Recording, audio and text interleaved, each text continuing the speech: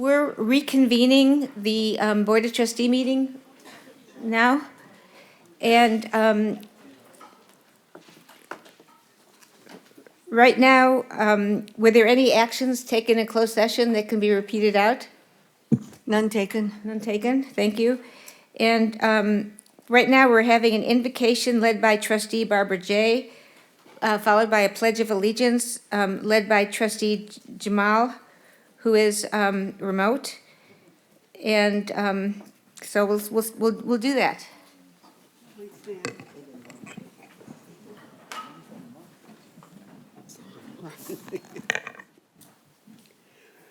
Our Heavenly Father, we come to you in gratitude for the blessings we have of being in this great nation and for the freedom and opportunity we have. We are truly blessed. We are also grateful to be back together at the beginning of this fall semester. We are thankful for our wonderful administrators, faculty, and classified personnel, and beautiful campus and facilities. Most of all, we are grateful for our students, who are, after all, our sole reason for being here in existence. We are also thankful for the community's support in our efforts to provide a quality education and workforce development. Heavenly Father, be with this board tonight to help us make proper, wise, and righteous decisions for the future direction of the district and students. We ask that you be with this nation so that we can come together as one and work together for the freedom and fairness and justice for all. Amen.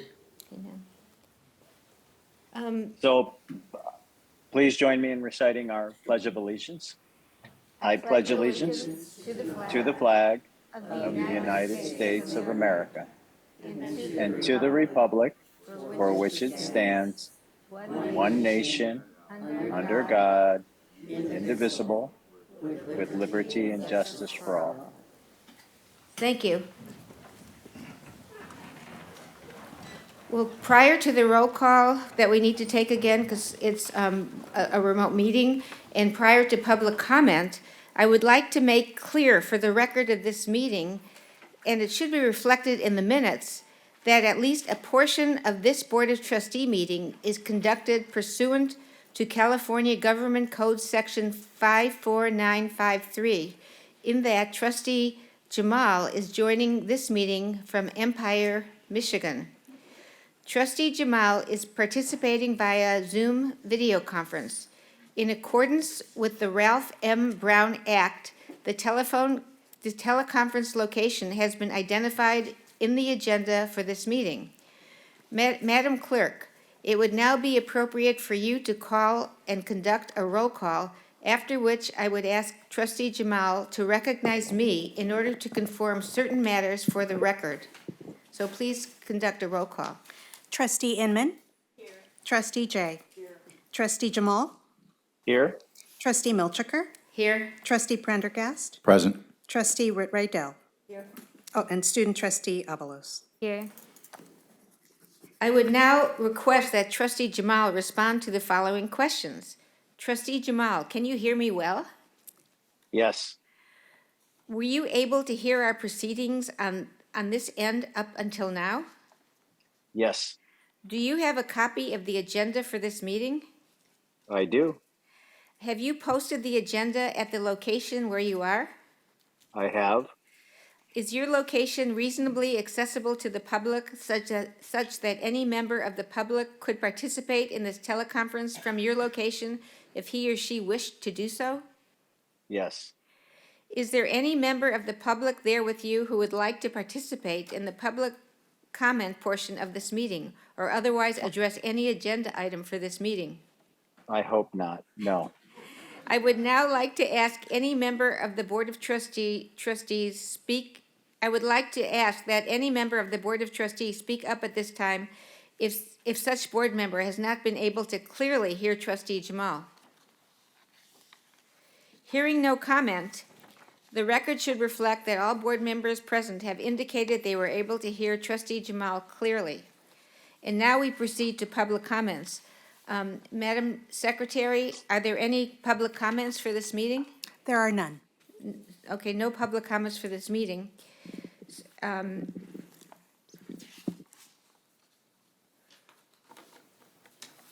So now we proceed to board reports. So we will start the board reports with trustee TJ Prendergast. So I won't belabor it too much because I'm sure other board members would like to say something as well, but the opening and tour or the open house of the ATAS building was very well done and we got lucky with the weather and really was neat to see the learning that's going to be able to go on in that building, state of the art and high level. Prior to that, I attended the opening sessions for both the Saddleback president and the Irvine Valley College president. Thank you for those presentations. You both did a wonderful job and put some thoughts in our heads about some of the things that are going to be upcoming for the year and beyond. And it was very well appreciated. Thank you. Thank you. And trustee Whit Rydell. Yes, I attended the president's opening breakfast and in the courtyard. It was very, very nice. I like that environment. And I also attended the Irvine Valley College, their Flex Week opening, and I really enjoyed the luncheon that the president offered. It was great just to let your hair hang down. It was really nice just to meet so many people, different atmosphere. And I attended the ribbon cutting. I was a little late for the ribbon cutting, but thank you for taking a picture with me with the scissors. And I have to say, I appreciate where we're going on this campus. It's the state of the art. And I always say to people, well, you might think that you're on a different campus or university. And I said, we're proud to be at Saddleback. People have somewhat of a negative idea for a community college. Never say junior college around me. It is the first 2 years of your academic university or your first 2 years of college. You can receive a degree or you can go on to transfer. I just have to say that building and knowing what ATASC was before, it is marvelous. And I hope all of you take the time just to walk in it. You think that you're in the Apple store. I also attended the retreat for the foundation. It was a wonderful experience. We had an excellent speaker, and it was, again, a nice way just to get to know your fellow colleagues on a foundation, and we just talked about ourselves, and it was great. I also attended the retirement for Nancy at Irvine Valley. She was the director of the health center, and amazing the accolades that she had. We have amazing people who work here, and I'm looking at them too. So thank you. Thank you. Okay, now trustee Jay. Wednesday, August 3rd, it finally happened. The IVC Foundation held their first IVC retiree reunion. The event brought people to the campus who had not been to IVC in years. Many exchanged contact information and were delighted to be back on campus and to see everyone. President Hernandez provided an excellent update and overview of IVC. He talked on the priorities and the direction and future of IVC. A huge thank you to Steve Rockford and Bill Hewitt for representing the Foundation Board of Governors for their work in compiling the list and pulling the event together. Monday, August 15th, I attended the Professional Development Week at Saddleback College. I heard the president's welcome. Dr. Stern spoke, and also the Academic Senate President Heidi Ocha spoke. The new chancellor, Dr. Juliana Barnes, was introduced and spoke. I then went to IVC for the opening of Flex Week in the PAC. There was a nice reception for our new chancellor. The same day, from 5 to 7, back at the district office, I attended the board policy meeting. Tuesday, August 16th, I attended the IVC President's Luncheon at the B Quad on campus. It was catered taco luncheon with all the trimmings. The food was excellent. It was so great to see everybody. It was so much fun. I enjoyed myself so much. Wednesday, August 17th, I had a personal meeting with the new chancellor for an hour. She's a person you can really talk to, and we really are blessed as a district to have such an outstanding person, Dr. Juliana Barnes, as our new chancellor. Friday, the 19th, was the grand opening ribbon cutting for the new ATAS building. We are so blessed to have such a great facility with all the amazing equipment. I went from classroom to classroom and was amazed at what our students will have for their education and learning. Friday, the 26th of August, I attended Nancy Montgomery's retirement luncheon in the PAC at IVC. Nancy has done such a superb job as head of the Veterans Services Program and the Health Center. She has served so well and has changed so many student lives. She is truly loved by everyone and will be really missed. We appreciate her years of service and dedication to IVC. Thank you. Thank you. And Trustee Inman? Rather than mention all the things that we've done, because they're similar, I did love the ATAS building. That is unbelievable. But I want to talk just about one thing. I'm a school person. I was in school for K-12 and for junior college at the time at UCLA, graduate school. My favorite day of any year is the first day of school. I can't help it, that's my favorite day. Forget Christmas, forget Easter, none of them. The first day of school is my favorite day of the year.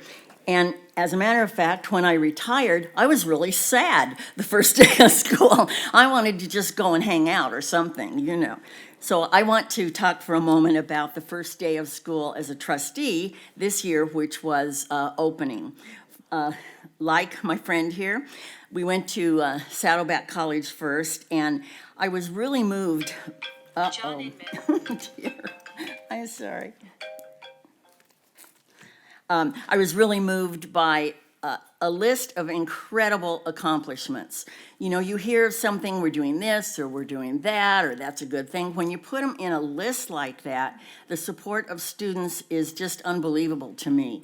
I taught in community college for 19 years, and I don't think I ever taught at a place that was anywhere near the support for students. And, you know, I really got kind of tearful towards the end of the speech, happy for the ones we have and sad for the ones that have not been supported in the past, and how many people fell through the cracks, and maybe we could have all done more. But it's being done here now, and I'm very happy about that.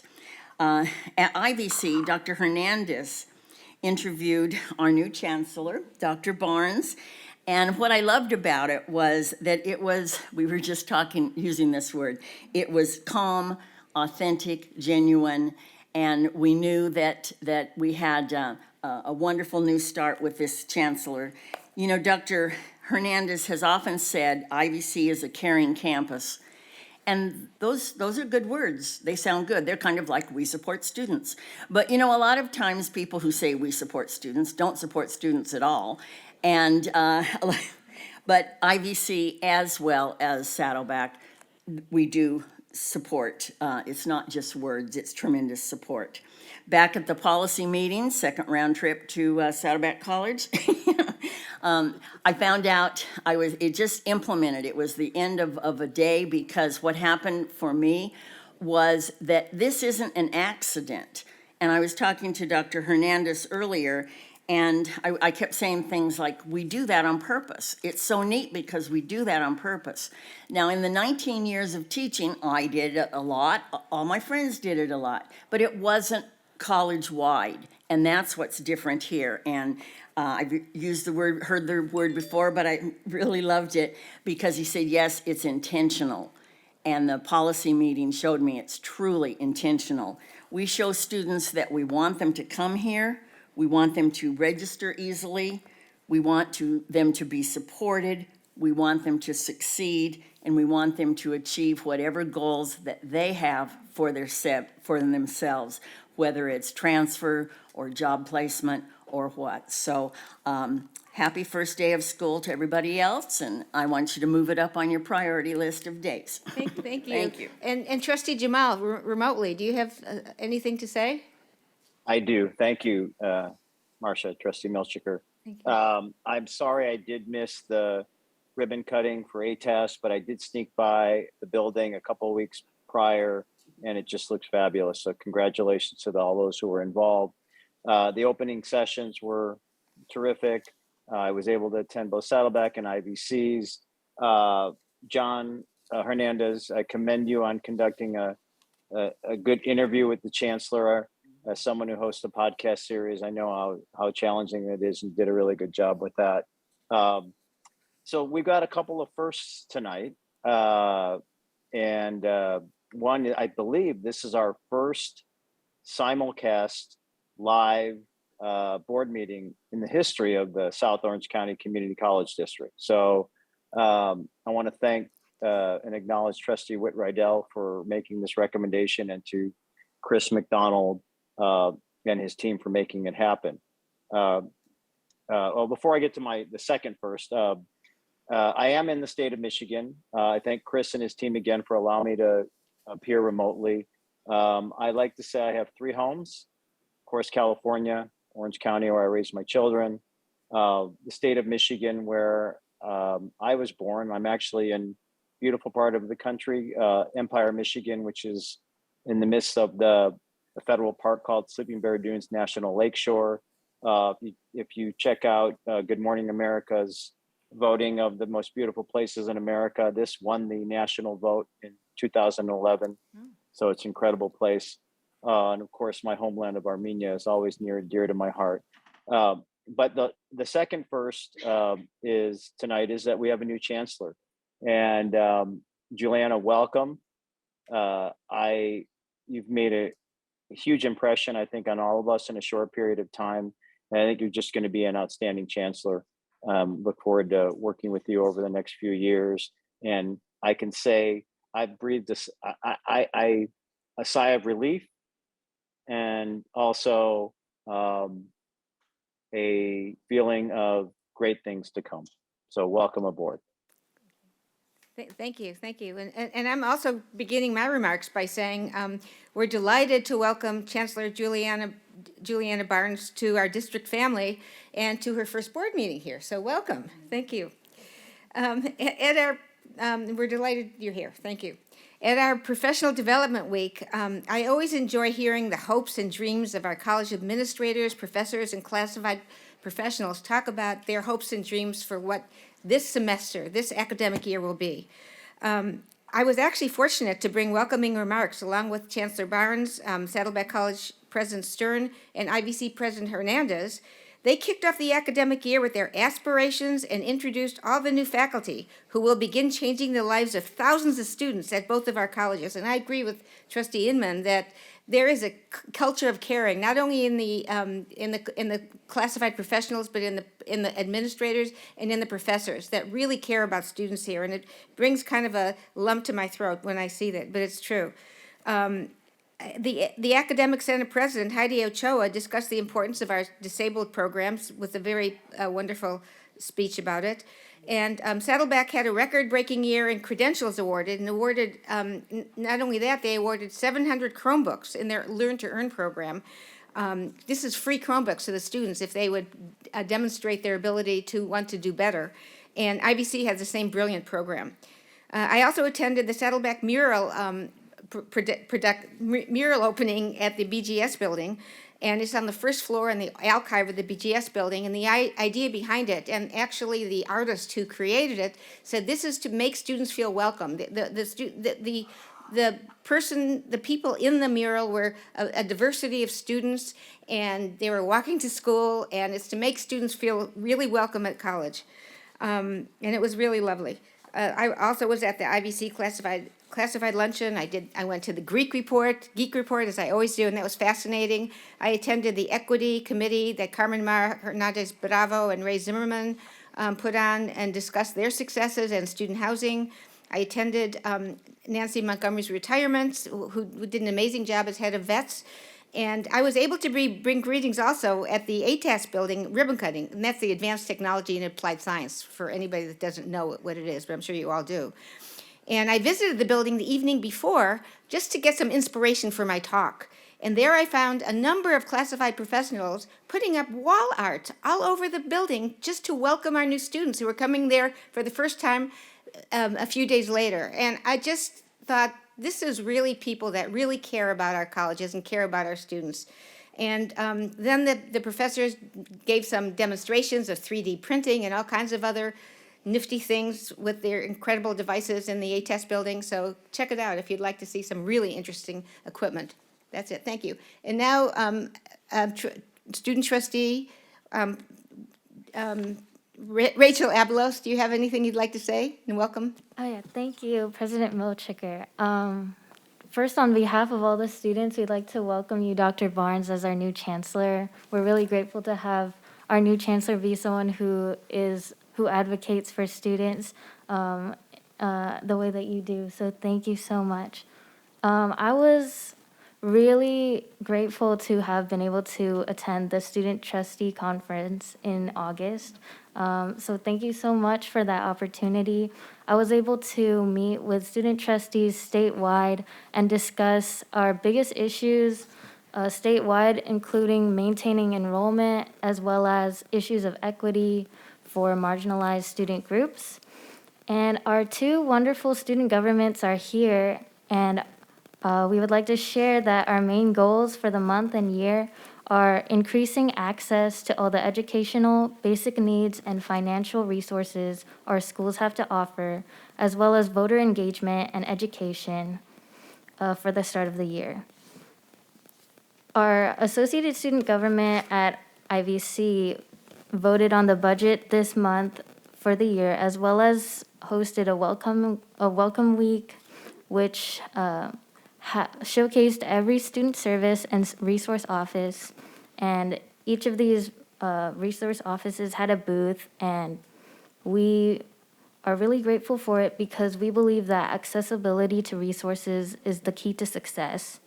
And the first week of school, I have in common with Trustee Inman. I agree that it is the most exciting for students and for everyone, but also some parts of it can be scary because it can be hard for students to find resources, especially for groups like First Gen and DSPS students.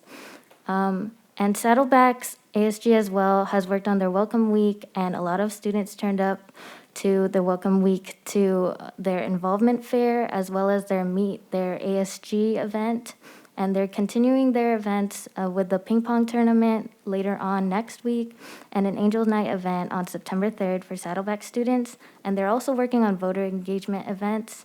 And this is really important because we studied that over the last 5 years, it was about 12 million people who were eligible to vote but didn't register, and they were all college students. And this would have made a big difference in the elections over the past couple of years. So we hope to work on these goals moving forward. Thank you. Those are really important goals, so I applaud you for that. Excellent, thank you. Next, the Associated Student Government Reports, Gloria Lee from Saddleback.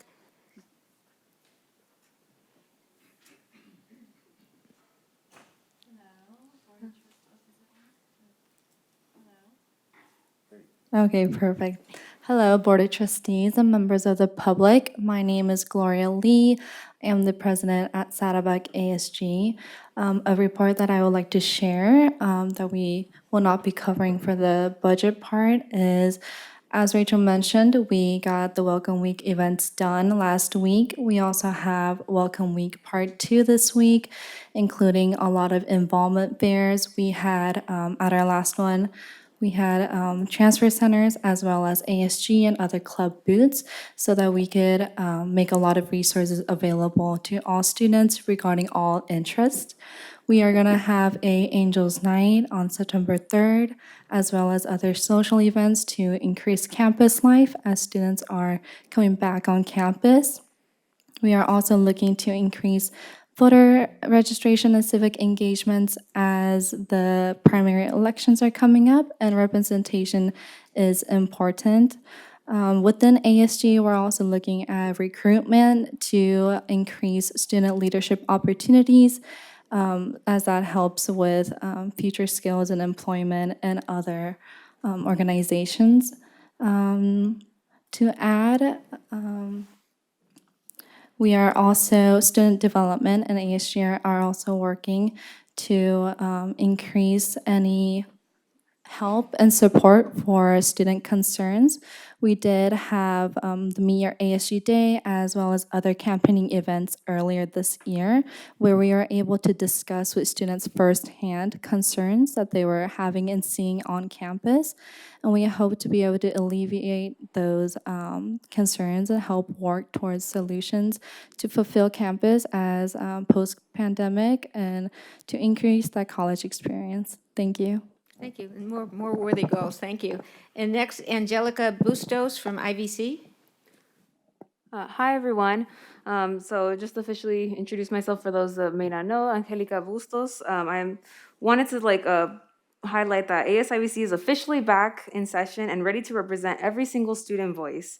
I wanted to highlight that we had our retreat last Friday where we were able to learn more about our positions, learn more about basically just connect with the other student leaders for the first time since our positions, since we've been elected, to discuss what are our goals for this year and what we have planned for the upcoming year. We also had trainings on DEI because that's something that we really want to make sure that our students embody it just as much as our staff and faculty because IVC cares. I also wanted to highlight that we are even looking to potentially create a new role for having a VP of DEI just because we're really determined to make sure that every single student feels like they're being heard, they're welcomed, and that they're seen on campus. Just to echo once again what Rachel has mentioned, Welcome Week was definitely a success. I had the chance to volunteer and help out at some of the booths. I got to know a lot of new students who are just coming for the first time, some students that finally, after years of just being online, coming on their first class on campus, which was really amazing to see. Just everybody was so welcome. And also I wanted to highlight that Puente officially started their second cohort this year. Definitely there's a lot, the program has seemed to have lots of beautiful benefits to the students who have been doing it. I also want to highlight that even my younger sister has been involved and is already benefiting from it. I also wanted to highlight the Laser Festival, which once again, it was really great. We had a dunk tank, which was really great to see all the staff that volunteered to be on there. It really showed that it really created a beautiful connection with the staff and the students to know that they're not strangers and they're with us. Finally, I just wanted to highlight that on September 8th, we'll be having a 9/11 Day Service and Remembrance hosted by the Orange County United Way, IVC's Student United Way, and ASIVC. We're going to have an opening ceremony that's going to be featuring the U.S. Rep. Katie Porter and other other college and community leaders. And afterwards, our volunteers are going to be able to start making 700 emergency preparedness starter kits for this event. So thank you so much. Thank you. A lot of wonderful things for our commuter students to make them really feel involved. Thank you. Irvine Valley College Academic Senate, Rebecca Beck is here today. Thank you.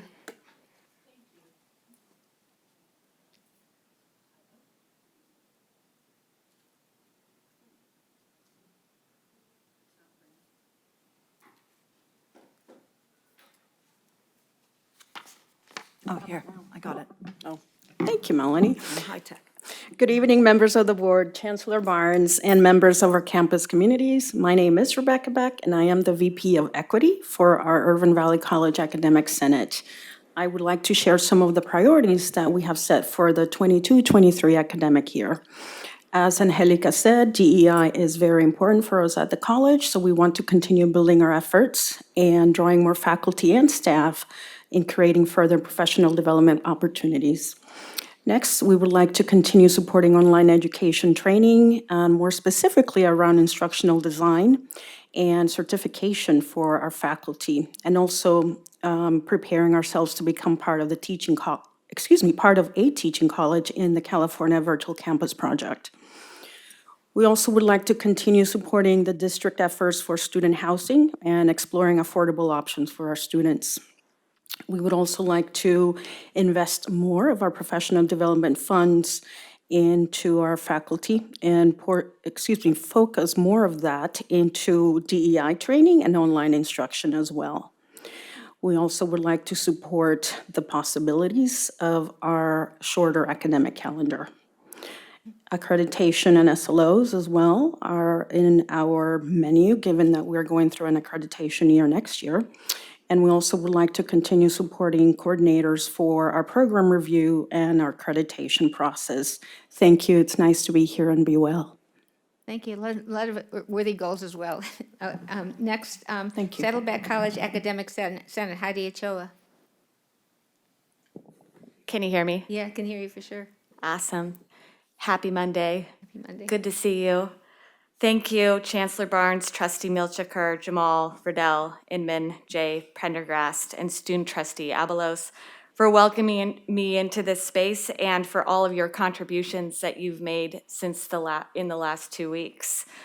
Just 3 announcements coming from the Academic Senate executive team. The first is over the last 2 weeks, we have had the opportunity to finalize our Academic Senate goals. Our Academic Senate goals include work with the college and district administration to create more equitable and accessible faculty hiring practices and policies. Part of achieving that goal is we'd like to identify and disseminate a list of affinity groups within professional organizations to post faculty job opportunities.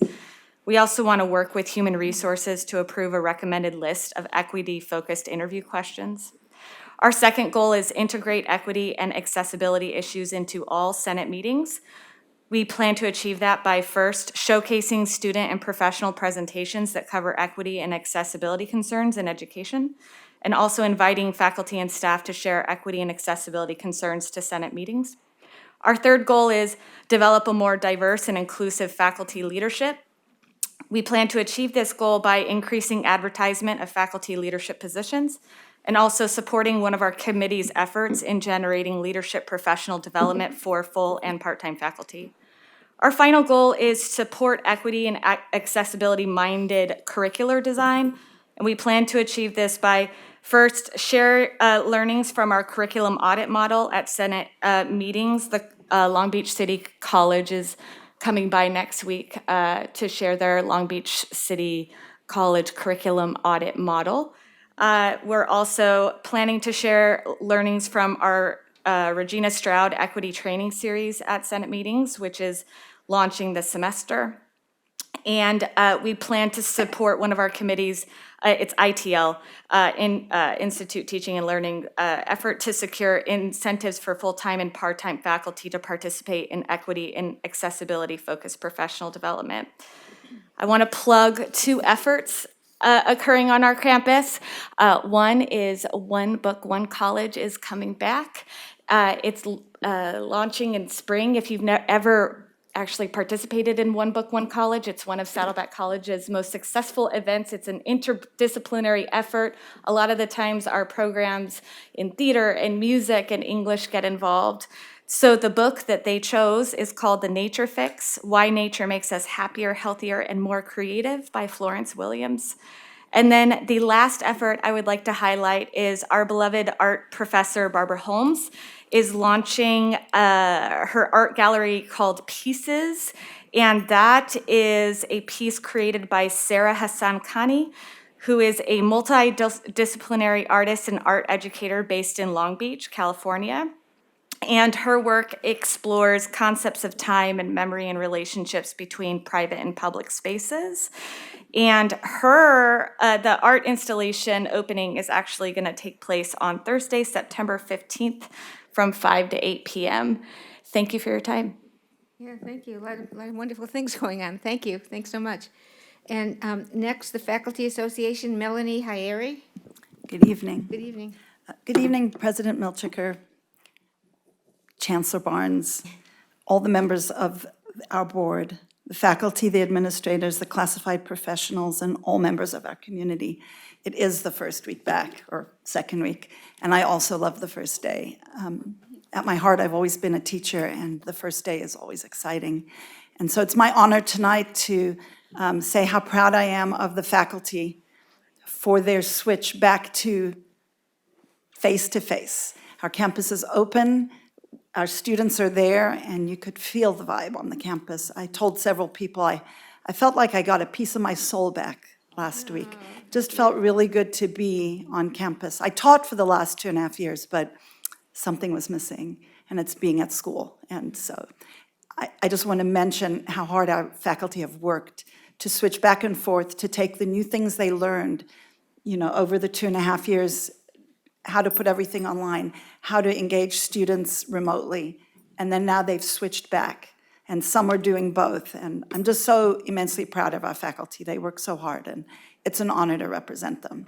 And speaking of amazing faculty, tonight I'd like to honor Professor Gary Reibold, who's retiring in December. If you don't know him, he ran our speech and debate team for many, many years. He has been at IVC for 29 years. And during that time, the speech and debate team, and I have the statistics, in the last 15 years, they were the top 3 at state championships. They were league champions 12 times, and since 2000, national champions in the community college division of national parliamentary debate 11 times. He was such an asset, still is till December, apparently. But I just want to honor him. His name was in the agenda tonight as retiring. He represents the best of who we are at IVC, and we wish him the best. Absolutely. I agree 100%, absolutely. I hate to see him retire, but thank you. Thank you. And then the really good things mentioned, thank you. And then the Irvine Valley College Classified Senate, Desiree Ortiz. Good evening. Good evening. Thank you. Happy fall, everyone. Thank you, President Milchiker. Good evening, Chancellor Barnes and trustees. The classified professionals were busy at work getting ready for the new fall semester. For the first time, we hosted 4 Flex Week presentations, which 3 were with the DEI focus. And we were super excited to see our new faculty and returning faculty join us. One, which was one of our favorites, we had a Caring Campus meet and greet, which Dr. Barnes joined us, so thank you for that. We had a great first week of the semester. Every year, IVC puts out welcome tables for our students. And as Melanie stated, this time it felt a little bit different. We had a lot of our IVC community come out and welcome our students. We had special buttons made. Some of them with sayings, all are welcome here, IVC, we welcome you, and we're a Caring Campus. It was nice to remember that some of our students are first-time college students. And so to be able to welcome them on the first day was, as Melanie said, gives you a little bit of your soul back, because that's what we're there for. We also had our first kickoff meeting in a Flex Week, and we have several goals. However, 2 of our major goals for this new academic year for classified Senate is to collaborate more with our academic Senate, our faculty association, and our student leaders to work on providing more of student success. The academic Senate does amazing work in the classroom, and our professionals do it outside of the classroom. So collaborating and giving this greater force just makes us that much stronger for our students. And the second is our focus on DEI, what our classified professionals can do to help close those equity gaps. So happy fall, and thank you. Thank you. We've got great staff here. You can tell, great classified professionals and professors. Okay, the next one is Saddleback College Classified Senate, Michelle McDougall-Jackson. Thank you. Good evening, trustees. Good evening, Chancellor Barnes. It's a pleasure to be here tonight. Happy fall. I too took my group through a retreat right after we last met, where we set goals for the upcoming year. And as we are restarting a classified Senate, we wanted to be very mindful of reexamining our bylaws, looking at our code of ethics to create more equity-minded statements and goals within our code of ethics, and to focus on creating more opportunities for classified professionals throughout the Saddleback College campus. Another main goal that we will have for the year will be to fully formally join IVC in the ranks of Caring Campus. We are incredibly thankful to college leadership and President Stern for all of the support in restarting that program and fully launching a Caring Campus initiative here at Saddleback College, with classified professionals at the helm, that will start next fall. The training will be happening in January. And thank you to IVC for all of your wisdom and support with all of that. It's a fantastic initiative and a great way for every person on campus to get involved in equity-minded training and focus on closing those achievement gaps throughout our campus. Our first general meeting has not yet happened for the Classified Senate at Saddleback College. We are starting on September 12th, but we are very excited to have had a very successful Zoom professional development presentation for classifieds at our campus on how to obtain classified funds. This was our first professional development training endeavor, and it was quite successful, and our video will be available on the website as a resource to classifieds. So that's all for me. Thank you. Yeah, thank you. I'm glad you're doing Caring Campus along with IVC. That's wonderful. Okay, next, California School Employees Association with Scott Ferguson Green. Thank you, President Milchiker, Dr. Barnes, members of the board, student trustee Avalos. Welcome to the fall semester. I first want to acknowledge and thank my first vice president, Gabrielle Landingham, for filling in for me while I was out of town attending a CSA conference. We had three huge highlights at the conference. First of all, we had, of the 1,600 delegates, we nearly had 1/3 attend conference for the very first time, which means that we had people who were interested in becoming involved with CSA or wanting to look into being our future leaders, because I saw a lot of young people statewide at this conference, which is a good thing. The second thing that was highlighted was that we had a program that CSA instituted called the No Cost College Program. And for the first time in the 96 years of CSA's existence, we actually had a commencement ceremony for all those who went through the no-cost college program and managed to obtain a degree in one way or another through the program. Right now, the federal government is looking into the program, but we will make sure that everything gets remedied, and so that we can have future students continue in the program. We also had a period during the conference in which we had, in a 3-hour time period, where what we do every year is to raise money for those that may be in need, our members in need.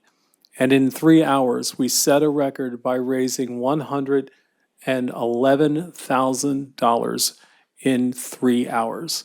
And yes, we have gone through many turbulent times in our history, whether it be in this country or globally.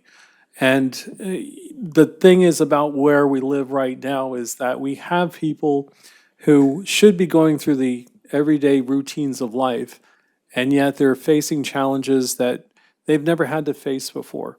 And that is something that it's been kind of difficult for them, or for some of them, because of the fact we've gone through the pandemic and the fact that, you know, what we do go through is a lot different.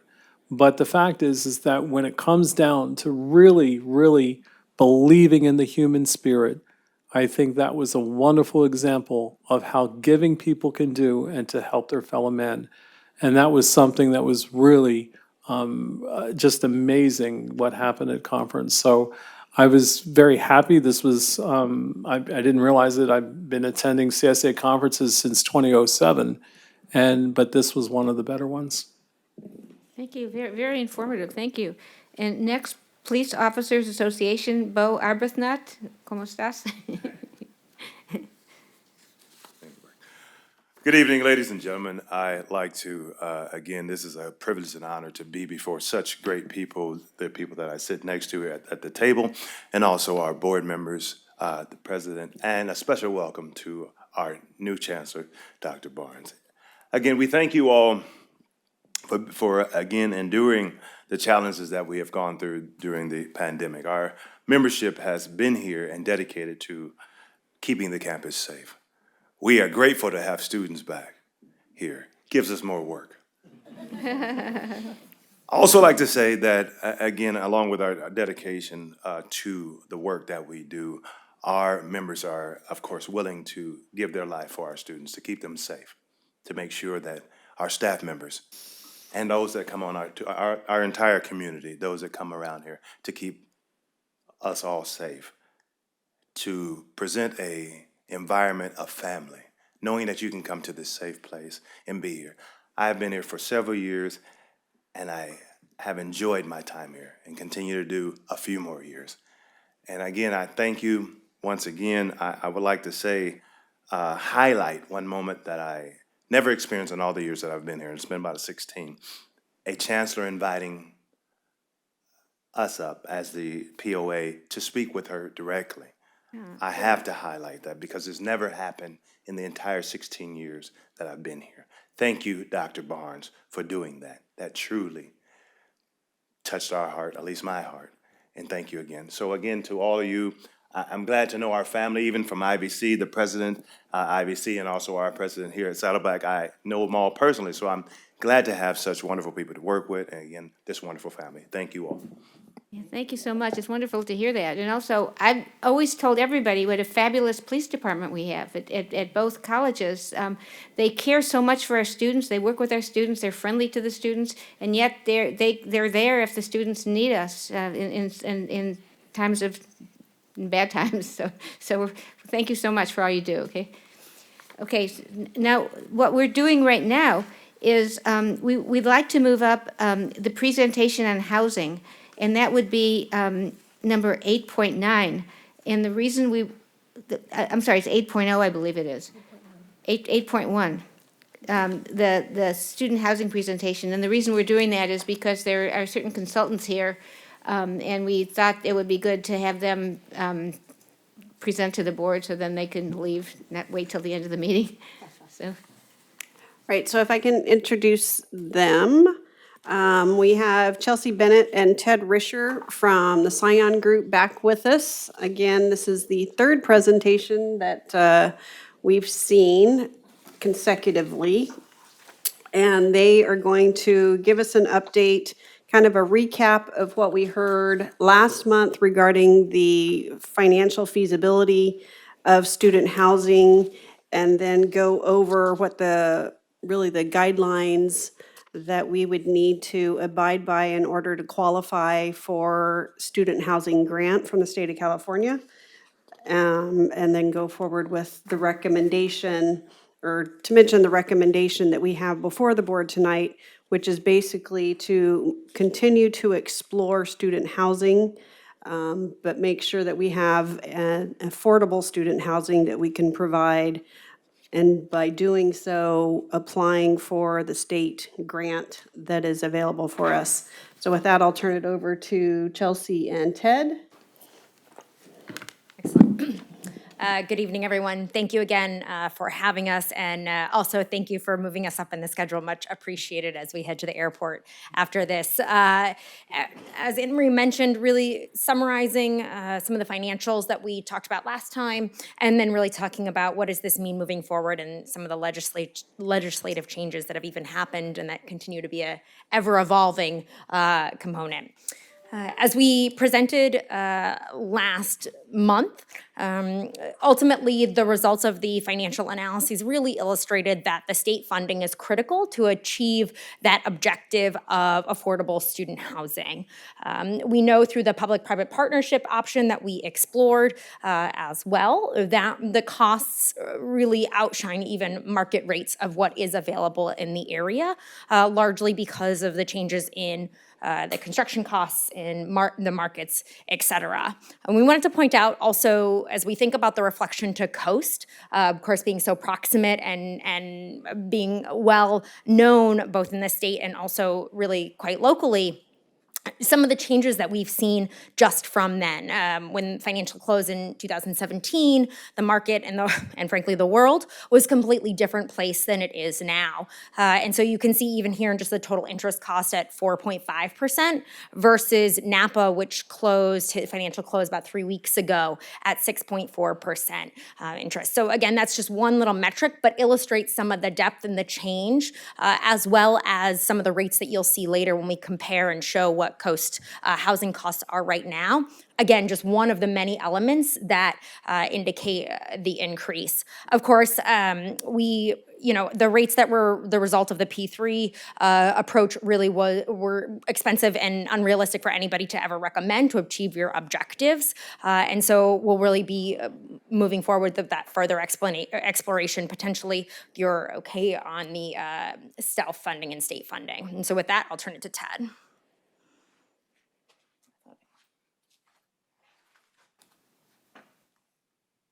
Thanks, Chelsea. Sure, this happened to me and not you. Okay. I'm sorry. The gentleman who knows far more about this than I do. No. All right.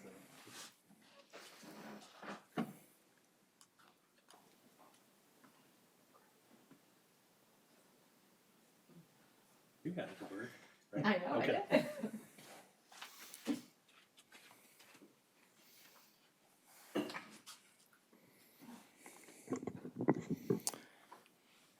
It's a pleasure to be here again. How is everybody? Can we do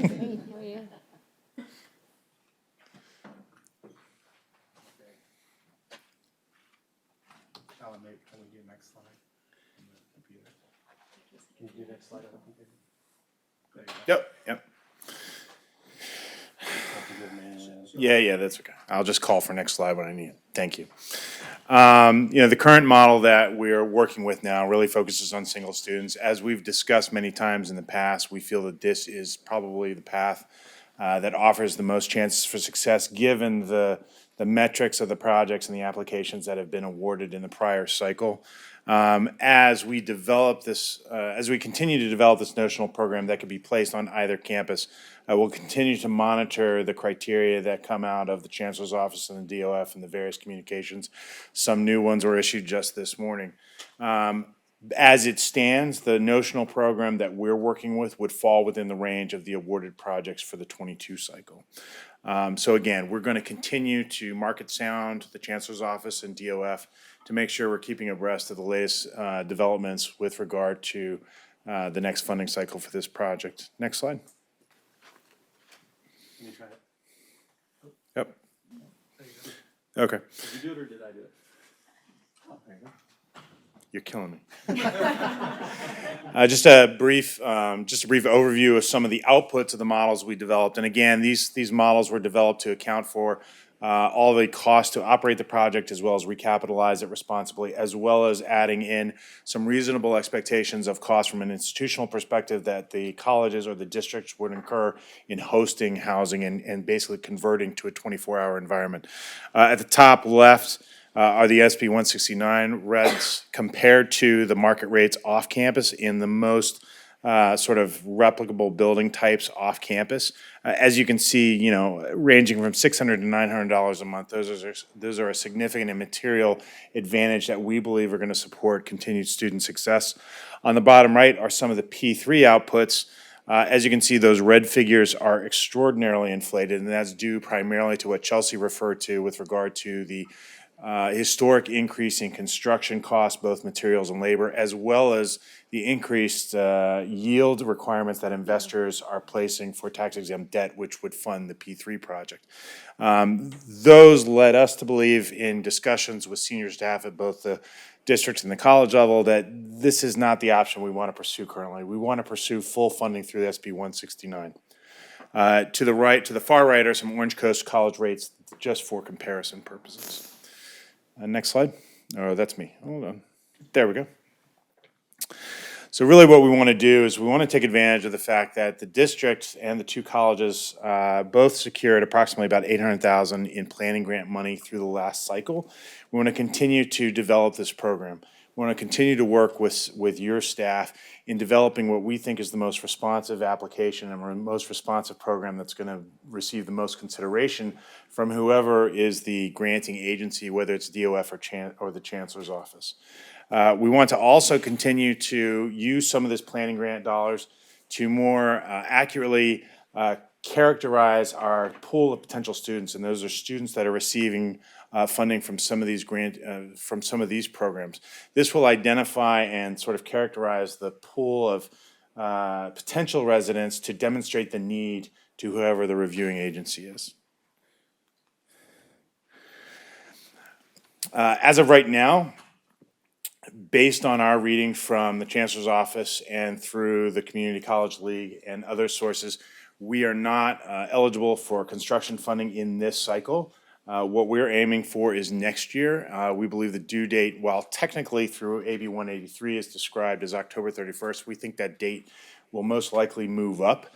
We're assuming that the submission date will be sometime in late second quarter or early third quarter.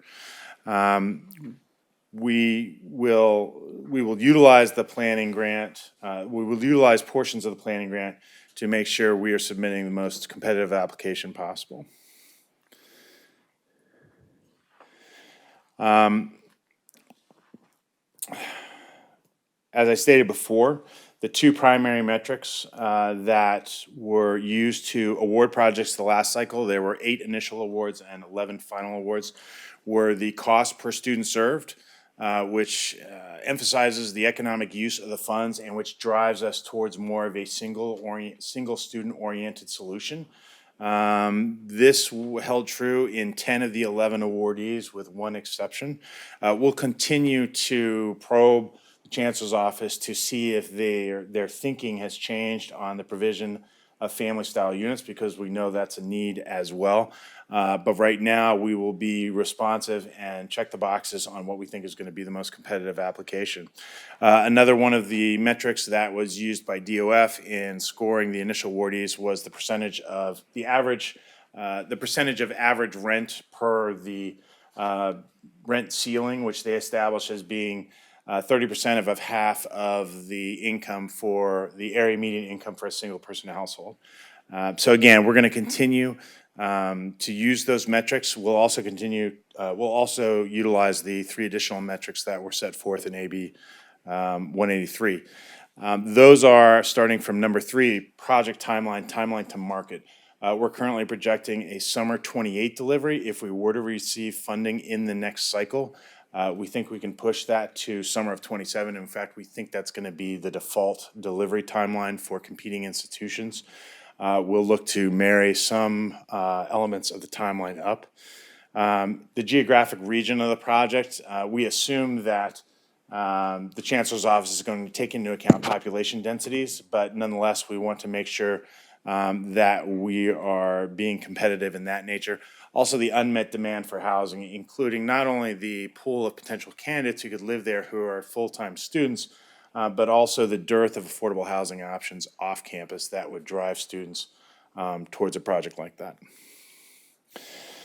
Again, this is a remedial. This is discussing the planning grants and what we think the timeline is going to be. And I think Midhani is going to address this slide specifically. So I think this slide, we just wanted to show the board that we do have low-income students at the colleges here. So these are figures that we've captured at Saddleback, a little over 8,100 students, and then at IVC, a little over 5,600 students. So if we do go forward with this plan, our goal is to directly interact with these students, survey them, and get more information out of them. So, but we wanted to kind of give you an idea of how many potential eligible students we had district-wide. This is a sample timeline for the pre-application process initiating in next month, essentially detailing the process to get up to an anticipated July submission for the FY23 funding cycle. This includes the additional survey work that Midhani referred to, as well as CEQA investigations on select campuses. We also have the development of the application itself and further submission, obviously all subject to board approval. This notional development schedule would be based on conditional notification in early '24. Once we were notified prior to budget execution, we think we probably could start the procurement processes for some of the necessary tasks to begin the development. We also would initiate the design after the budget was executed and the funding became available, then our DSA process, then general contractor selection. We're looking to see if we can marry some of these timelines up, i.e. Probably design prior to 100% construction drawings and initiating the DSA process and potentially also procuring the general contractor prior to final DSA approval. So we think that a summer '27 delivery is certainly reasonable to discuss. And again, in terms of next steps, we want to continue to refine this program that we think already scores favorably with the people reviewing these applications. We're planning on a submission, or we want to plan on submitting an application for construction funding next year. We also want to further quantify and characterize the pool of eligible candidates at both campuses to strengthen our application. And again, all driving towards the development of a program we think will receive serious consideration from the reviewing agency. One final thing, I've never known a project to be unsuccessful because there was too much due diligence or too many tough questions asked or too many perspectives considered. And one thing that we can say for sure, after working with your senior staff, both at the district and the college level, your staff are asking the tough questions, are offering the perspectives, and are basically ensuring that you're receiving the information you need to make the right decision in any case. Regardless of the outcome, they will have considered the physical and financial and social ramifications of hosting housing at either of your campuses. So we appreciate their participation and their constant desire to make our lives tougher, but it improves the overall quality of everything we do. So we've really enjoyed working with them. And that's the end. Yes? Okay, Trustee Prendergast? I'm glad you segued into being open to tough questions. So I have a couple. You've mentioned it's competitive. Do we have any idea the number of other competitors in the state looking to do this? And then the toughest part of the question is, do you just represent us, or do you represent any other districts going for this? I will answer the first question first. I would consider the entire universe of your two-year educational compatriots to be potential challengers. There were certainly a wide swath of applicants for the planning money. There were 42 applicants for construction funding last year, 11 of which were awarded, and then subsequently those were broken into eligible and ineligible groups. Only those schools can apply for this cycle, so presumably another 10 to 15 will be taken out through the awarding in the current cycle. I would assume everybody is a competitor, so 100 plus less 25 perhaps. The other answer to your question is yes, we do represent other two-year institutions in the state as well as four-year institutions and other 2 years nationwide. Okay, thank you. Thank you. Trustee Whit-Rydell, did you have a question? No. Are there any other questions? Trustee Rachel Abelos, I think you were first, I believe, hopefully. I just had a comment we the students are really grateful that our district is putting in this research for student housing because there really is a demand for it. While we are really working hard to study the feasibility of student housing, we also might be wondering, like, what is the demand for this student housing?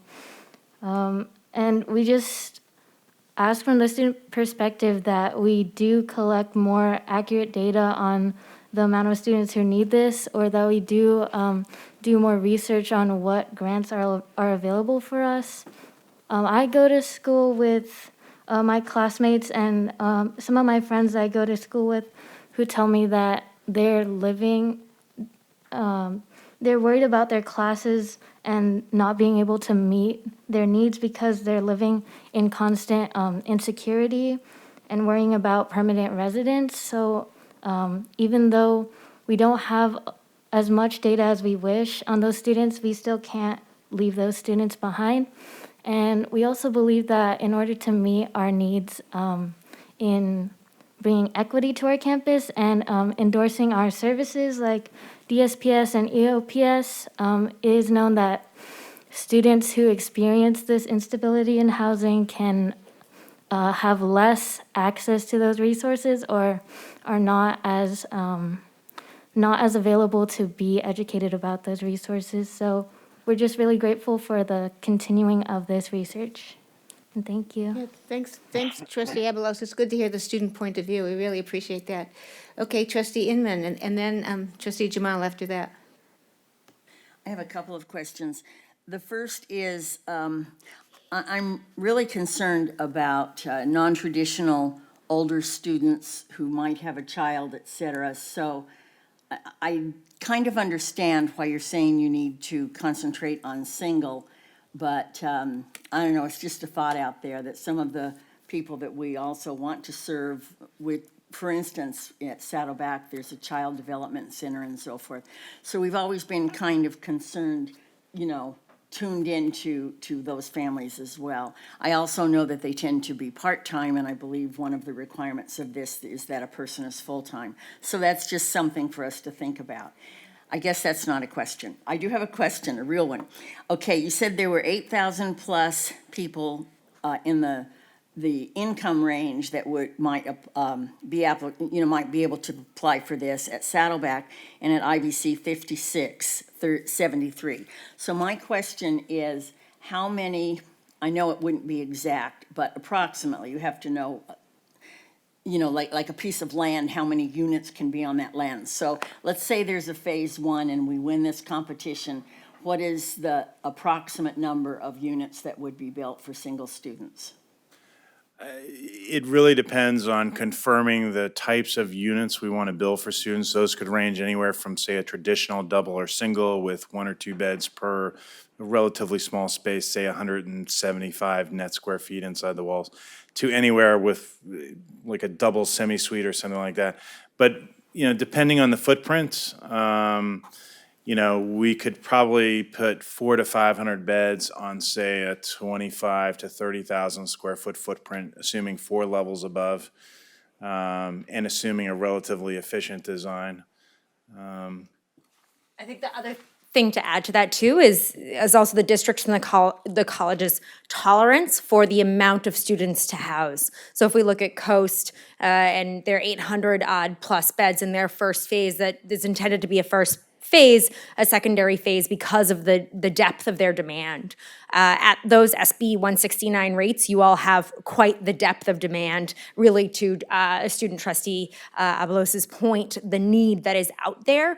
So I think that's also part of the calculation and the estimation is what's that tolerance should that move forward, and just the number of kind of jumping from no students on campus to X number of students on campus. Okay, I was just afraid you were going to say 40 or something. You know, that wouldn't. Okay, my second question in that one is, you've kind of mentioned it already. Once, let's assume we do this and, you know, it gets started. How does phase 2 come around if we find out that we've done a great thing, but there's even more students that could use it? Well, I think this next phase, I mean, should the board allow us to move forward, we would take the survey, I think, and dive deep into how many students do actually want this and need this.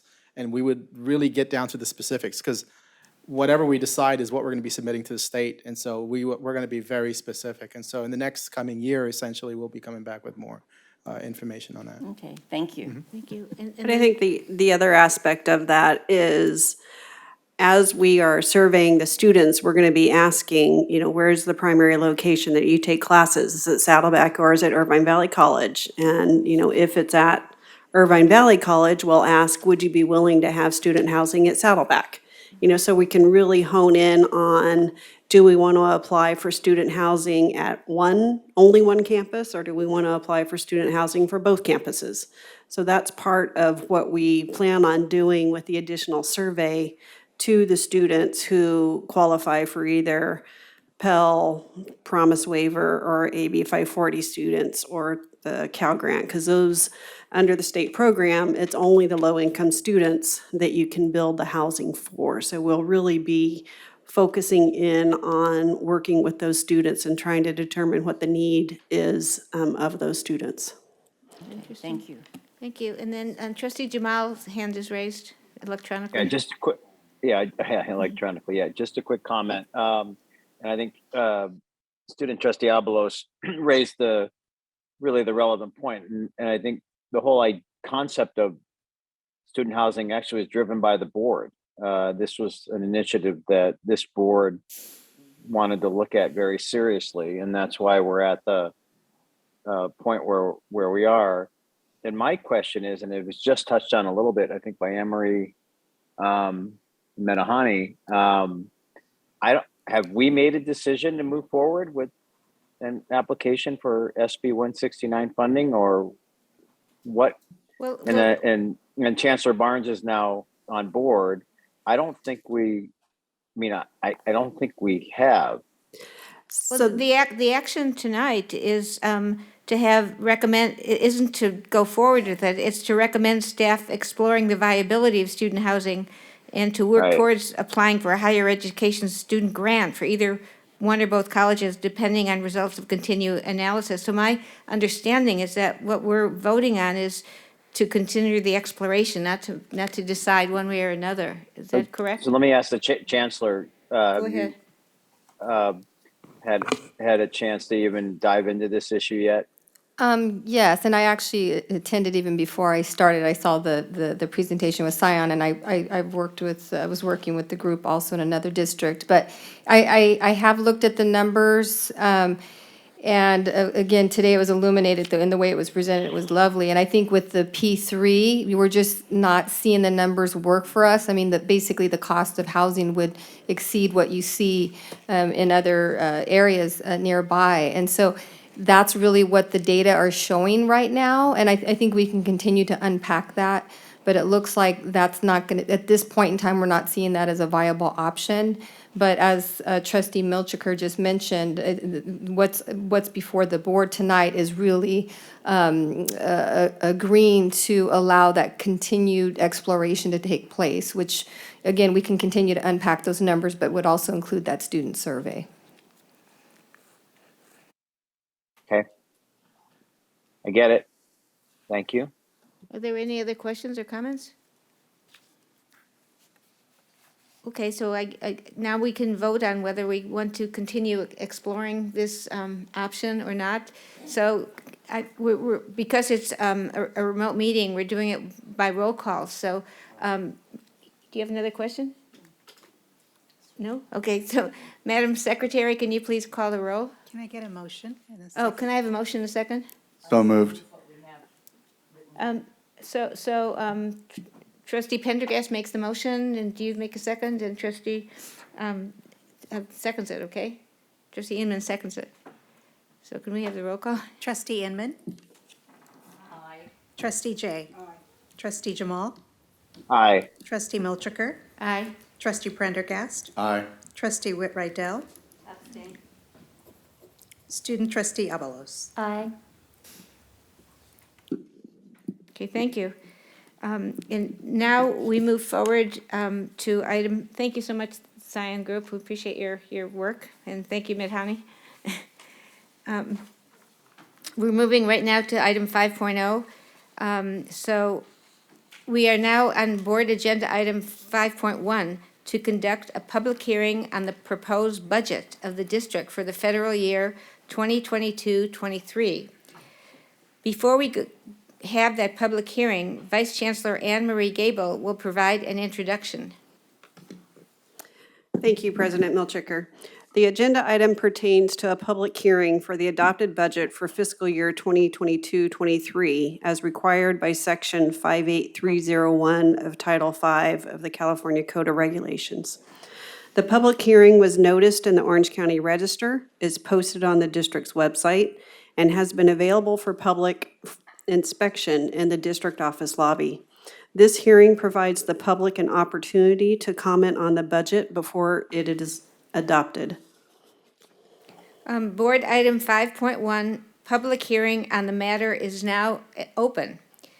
Comments shall not exceed 5 minutes. So are there any comments by trustees or by district staff? Vice Chancellor Anne Marie Gable, does this, no, there's no questions, okay. The public hearing is now closed. Is there any further discussion on this matter by the Board of Trustees?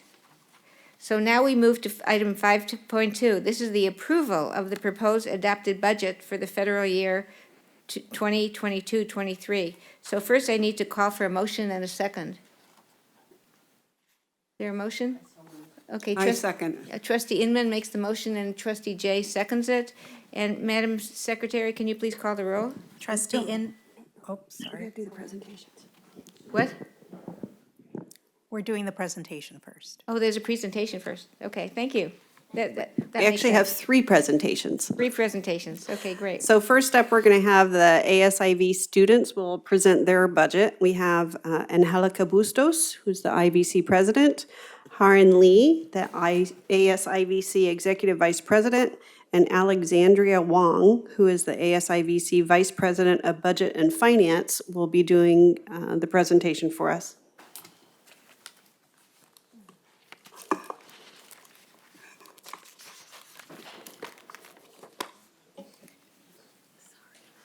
All right. Hello, everyone. Okay, so we are, as mentioned before, the Associated Students of Irvine Valley College. And really appreciate the opportunity given right now to present our budget, our adopted budget for the fiscal year 2022-2023. And give me one moment.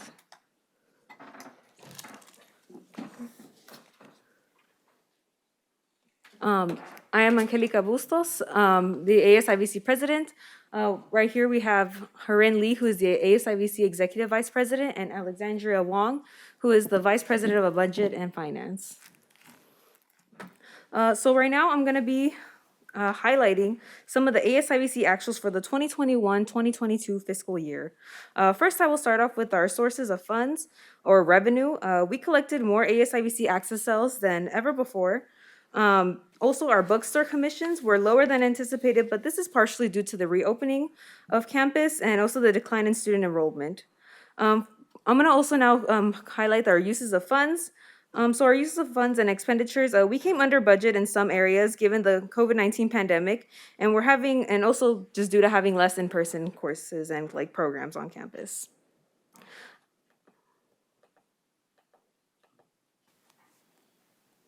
All right, now I'm going to be highlighting the ASIVC budget highlights for this 2022-2023 fiscal year. So right now, we have budgeted $924,244 for our budgets. So this is basically, like, as you can see, we have our actual beginning balance of $654,244, our projected ASIVC sales of $120,000, and our projected bookstore revenue. So basically, the number on top, as you can see, is just a combination of all those different categories together. Right now, I'm going to be now handing it off to our VP of Budget and Finance, Alexandria Wong. Hello, everyone. Thank you so much, President Bustos, for introducing me. And so today I will be introducing our revenues and the student representation fee. So first off, ASIVC's sales has increased by $10,000 as we anticipate further growth in the upcoming fiscal year due to even more students coming back on campus. And bookstore commissions have been adopted at the $150,000 to more accurately reflect our anticipated bookstore commission growth. So far, for our expenditures, there will be a slight budget change to accommodate for obligations for the OCTA College Pass program, as it has before been covered by the Higher Education Emergency Relief Fund as well as other subsidies. Furthermore, there has been a slight reduction in our co-curricular and instructional fund to increase funding support for the $20,000 increase in student scholarships, as well as new initiatives and programs centered on student diversity, equity, and inclusion, such as Umoja, Sexual Assault Awareness Month, as well as EOPS, CARE, and CalWorks event support. And one reason for this increase in student DEI programs and events is to directly benefit specific student populations. On the other hand, because co-curricular and instructional costs on campus are not solely funded by ASIVC, but also other entities as well, giving more opportunities for scholarships directly to students to relieve non-academic barrier expenses such as basic needs or to aid in funding their tuition was very significant to providing more support to the lifeline that helps students continue education. I will now be introducing the student representation fee, which is a $2 opt-in fee when students pay for classes. The AB 1504 student representation fee allows the associated students to provide for governmental affairs representatives of local or statewide student body organizations and national travel for the fiscal year of the 2022 to 2023. The student representation fee is restricted and specific to student advocacy efforts, much like the parking fee and health fee are. $1 out of every $2 goes to the Student Senate of the California Community Colleges, also known as the SSCCC, and this fee grants and enhances access for the purpose of effective representation, accountability, and also improving communication, coordination, and collaborative efforts to organize and advocate on issues affecting California community college students. The student representation fee is, as I mentioned before, also used for student leadership and advocacy conferences. There is a noted 7% administrative fee, and that proportion goes to the state each year, provided by the district, given the annual invoice. And it has not yet been posted, as I will be handing over the mic to our Executive Vice President, Herman Lee.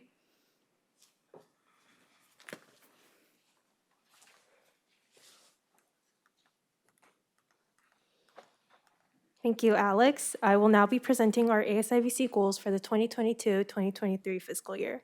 We will be focusing on 3 different aspects: student engagement, ASIVC Student Senate, and student leadership development. To increase student engagement, we'll be promoting and continuing to host activities that engage this IVC student body and cultivate a sense of belonging. By providing students with supportive programs and resources, it'll enhance students' college experience outside of the classroom. We'll continue providing training for our advisors and club officers to help support our growing robust student club program. Last term, we had around 45 student-led clubs, and many of our clubs are focal points for events and student engagement, which is why we're maintaining the funding for them. This past week, we had a week-long event hosted by ASIVC and Student Life to welcome students back, where we had a successful student turnout. We had online events and on-campus events, like a festival that engaged students and allowed for interaction with the faculty and classified staff. For the ASIVC Student Senate, we'll continue focusing on DEI efforts by working with college leadership, faculty, and classified senate. By expanding our student scholarship offerings for IVC students, we'll be centering equity and student success. We will also continue to promote safety, sustainability, and equity in our initiatives, resolutions, and leadership. To continue growing our student leadership development, we will participate in summer and fall retreats that focuses on leadership training. 2 weeks ago, we had our summer retreat where we had guest speakers and activities that allowed for leadership growth and team building. We will also continue to participate in state and national conferences that focuses on student advocacy with the American Student Association of Community College Conference in Washington, D.C. that we attended last year. Thank you.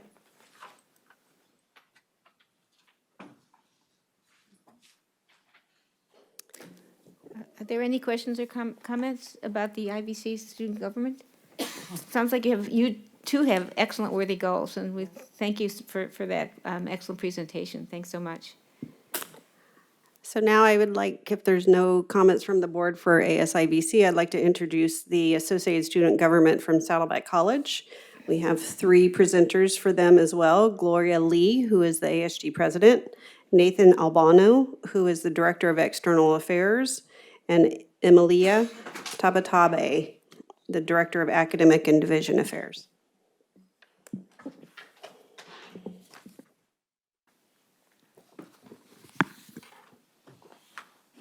All right.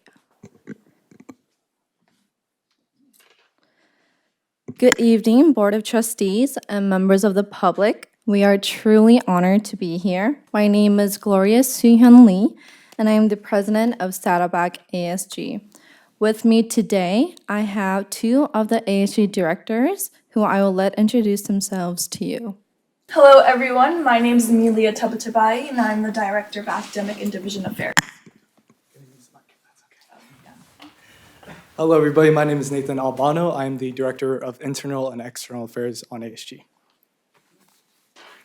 Tonight, we have the pleasure of presenting to you our 2022-2023 adopted budget. Director Nathan will go ahead and take the lead for our next slide. There we go. Perfect. Okay. I don't even want to touch it. That's okay. Okay. So, on our student design team, too, by the way. So good to see you. Thank you so much. Now, before getting to our adopted budget, we'd like to take a moment to go back and review our previous year's actuals. On the left, you'll see the adopted budget for the 2021 to 2022 year. And in the middle, you'll see, oh, excuse me, sorry, could you go back one? Yeah. Didn't even notice that. You'll see our revisions, of which none were made. Finally, on the right, we have our actuals. Taking a look at our source of funds, the bookstore contract was lower than estimated, $86,005 as opposed to the projected $100,000. Fortunately, stamp sales were very successful. We were able to garner $189,960 as opposed to the projected $150,000, nearly $40,000 over the projected estimate. Now, taking a look at our use of funds, they were much lower than projected, and this is, of course, due to the pandemic leading to many clubs, student organizations, and departments not being able to utilize a majority of their spending. However, we were able to allocate more funds for our scholarships than was expected in our projected budget. Next slide, please. Okay, now on to this year's budget. Just some quick highlights that we want to take a moment to go over. We have a beginning balance of $297,072 due to the unused funds from the 2021 to 22 fiscal year. We project to earn $175,000 in ASG activity fee sales. For this fiscal year, the contracted revenue is based on the bookstore contract, and ASG receives 40.72% of the contracted service revenue. We are committed to donating at least 20% of our total source of funds to scholarships. And just a brief overview of some of the scholarship programs we are committing funds to. First, there's the Foundation General Scholarships, which funds will go to helping to provide matching funds for the foundation. There's also the Child Development Center, which funds go to subsidizing tuitions for students with dependents. And we also have the financial aid book scholarships. Finally, our contingency reflects approximately 5% of total expenditures. Next slide, please. Thank you. Now, let's take a look at our adopted budget for this school year. Located on the left is our adopted budget column for last year, which is presented last fall. In the middle is our tentative budget for this year, which is presented back in April. On the right-hand side is our adopted budget for this year, which we are presenting to you tonight. You'll notice that our beginning balance is less than what we had anticipated. We did have some departments that asked us to reallocate some funds to be able to do celebrations and other related activities for their students. Thus, the spending at the end of the year ended up being a little over what we had anticipated. However, it did go back to our students and celebrating them in a lot of aspects, which is fantastic. For our bookstore contract, we are keeping it at 80,000. We do not know for sure how it is going to go this next year with the pandemic, so we are going to be conservative with the digits and stick with $80,000. For our ASG activity fee, we actually bumped up this number. For this subject, we looked at 3 years worth of data, and we feel strongly that the ASG activity fee this year will increase.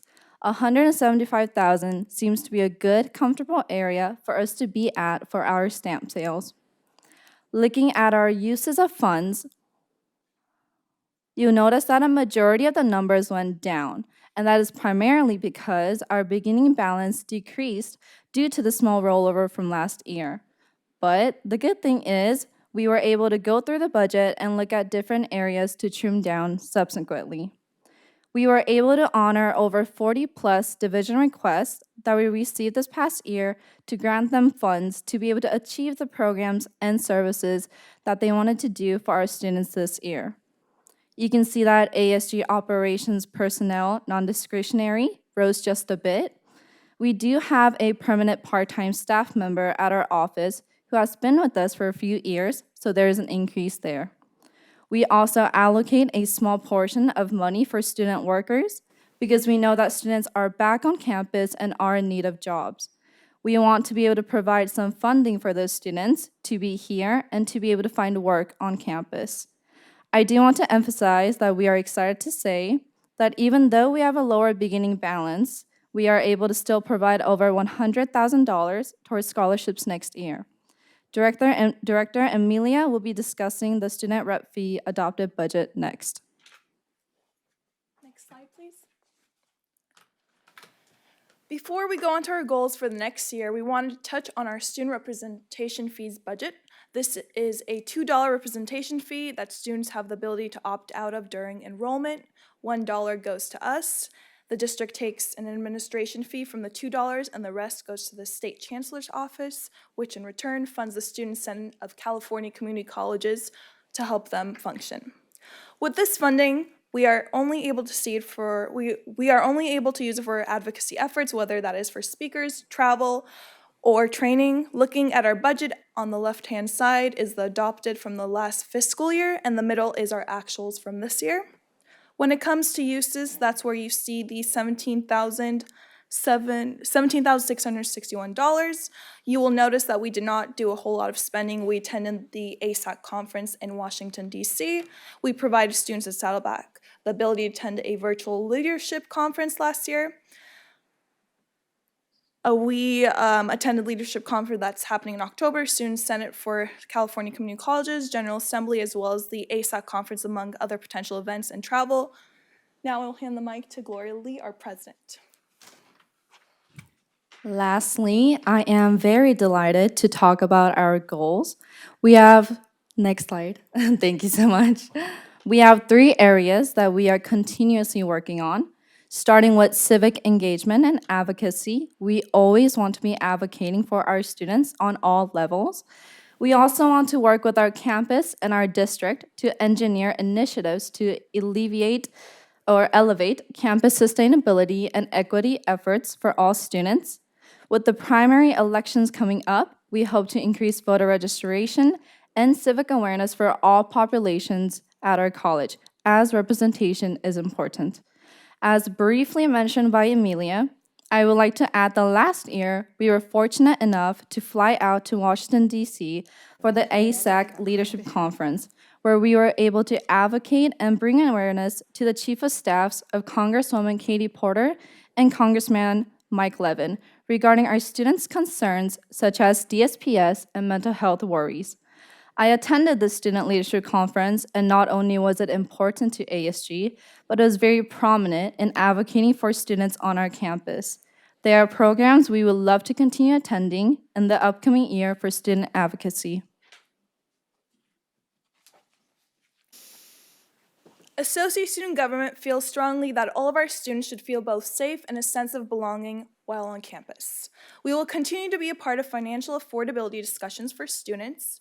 We value engagement on campus through clubs and ASG, and recently had a Meet Your ASG Day last week to greet and meet students firsthand, and they met our Board of Governance and directors. We hope to continue supporting student involvement and support throughout this year. Thank you, and go Bobcats. Go Bobcats. Are there any questions or So comments? that concludes our budget, our goals, and our presentation. Thank you so much, Board of Trustees, for listening. We are now open to any questions that you may have and would love to provide any clarifications. Thank you. Are there any questions or comments? I too think that this is really an excellent presentation, both the Saddleback and IVC. I know you both did an enormous amount of work to put this together, and I certainly applaud your goals, certainly helping the students be more involved in the elections, being more involved in civic life, and hopefully carry this love of making a difference throughout their whole lives. It's really important. Plus, your support of scholarships and student clubs are so important in a commuter campus, getting students involved. So we really applaud both of your work very much. So thank you so much. Thank you. All right, so next up, we have the district budget presentation, and I'd like to welcome to the podium Connie Kavanaugh, Davit Kakatrian, and Corey Wathen, who will be presenting the district budgets. And before I forget, I want to thank them for all of their work on getting the budgets done. It's a lot of work, and they did a great job to get it to us. Good evening. I'm here with my team from the colleges. I just wanted to take a minute to give a big thank you to the staff in my department, the Fiscal Services Department, and a lot of work went into getting this budget done. I'm here to represent it, but I'm certainly not alone in the efforts that were put forth. Of course, the colleges as well. Let's see, we almost get this to work. Ugh. Yeah. You get to be Vanna White.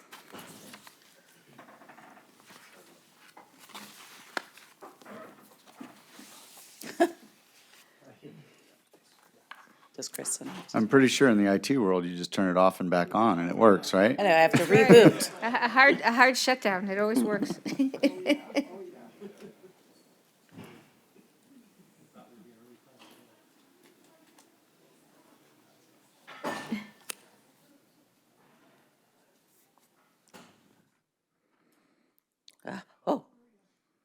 I'll go really fast. I can't talk that fast. I'm just going to start talking while we get that working out. So first, I just wanted to share the board philosophy on our budget. As you know, it's to ensure wise and prudent use of public resources, promote financial strength and stability, and to maximize educational opportunities for our students. Next slide.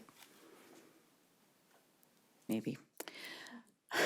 We have these budget development guidelines that we work through. I just wanted to point out a couple that are, I just want to highlight, our reserve for economic uncertainties that we strive for, the OPEB and trust that we've established for our retiree medical benefits, and of course, our basic aid allocation process that we go through. Next slide. This is a snapshot of just a very summary view of our actuals for the 21-22 fiscal year. I won't go through each line item. I do want to highlight our operating budget, which is our unrestricted general fund. We had a beginning fund balance of just under 85 million.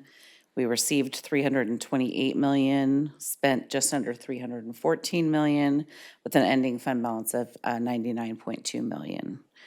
In totality, with all of our funds, the beginning balance was 620 million. We spent 546 million. Received 546 million, spent just under 535 million for an ending fund balance of all of our funds of $631.6 million. Next slide. The assumptions we use when we're developing the budget for our revenues is that we base it on the actual state enacted budget. When we were looking at our tentative budget, remember we were looking at the governor's proposed budget in May, but we actually had the enacted budget in June, so we based all of our budget assumptions on the actual budget. We were very fortunate this year that community colleges, along with other educational entities, received quite a bit of funding from the state. So our SCFF received a big influx of funding. We had a COLA applied of 6.56%. They also increased the basic allocation as well as the supplemental and success augmentations.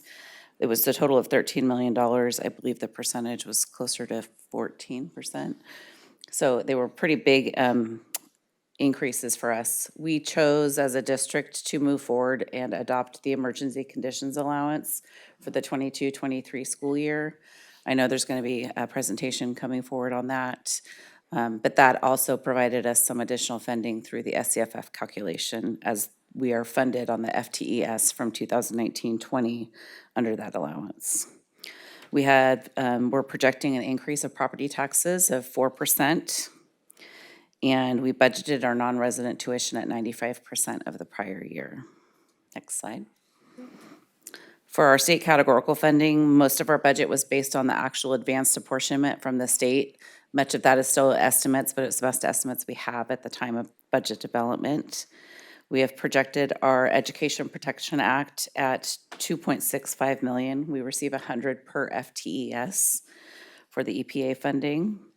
Our lottery revenues, we budgeted at $170 per FTES.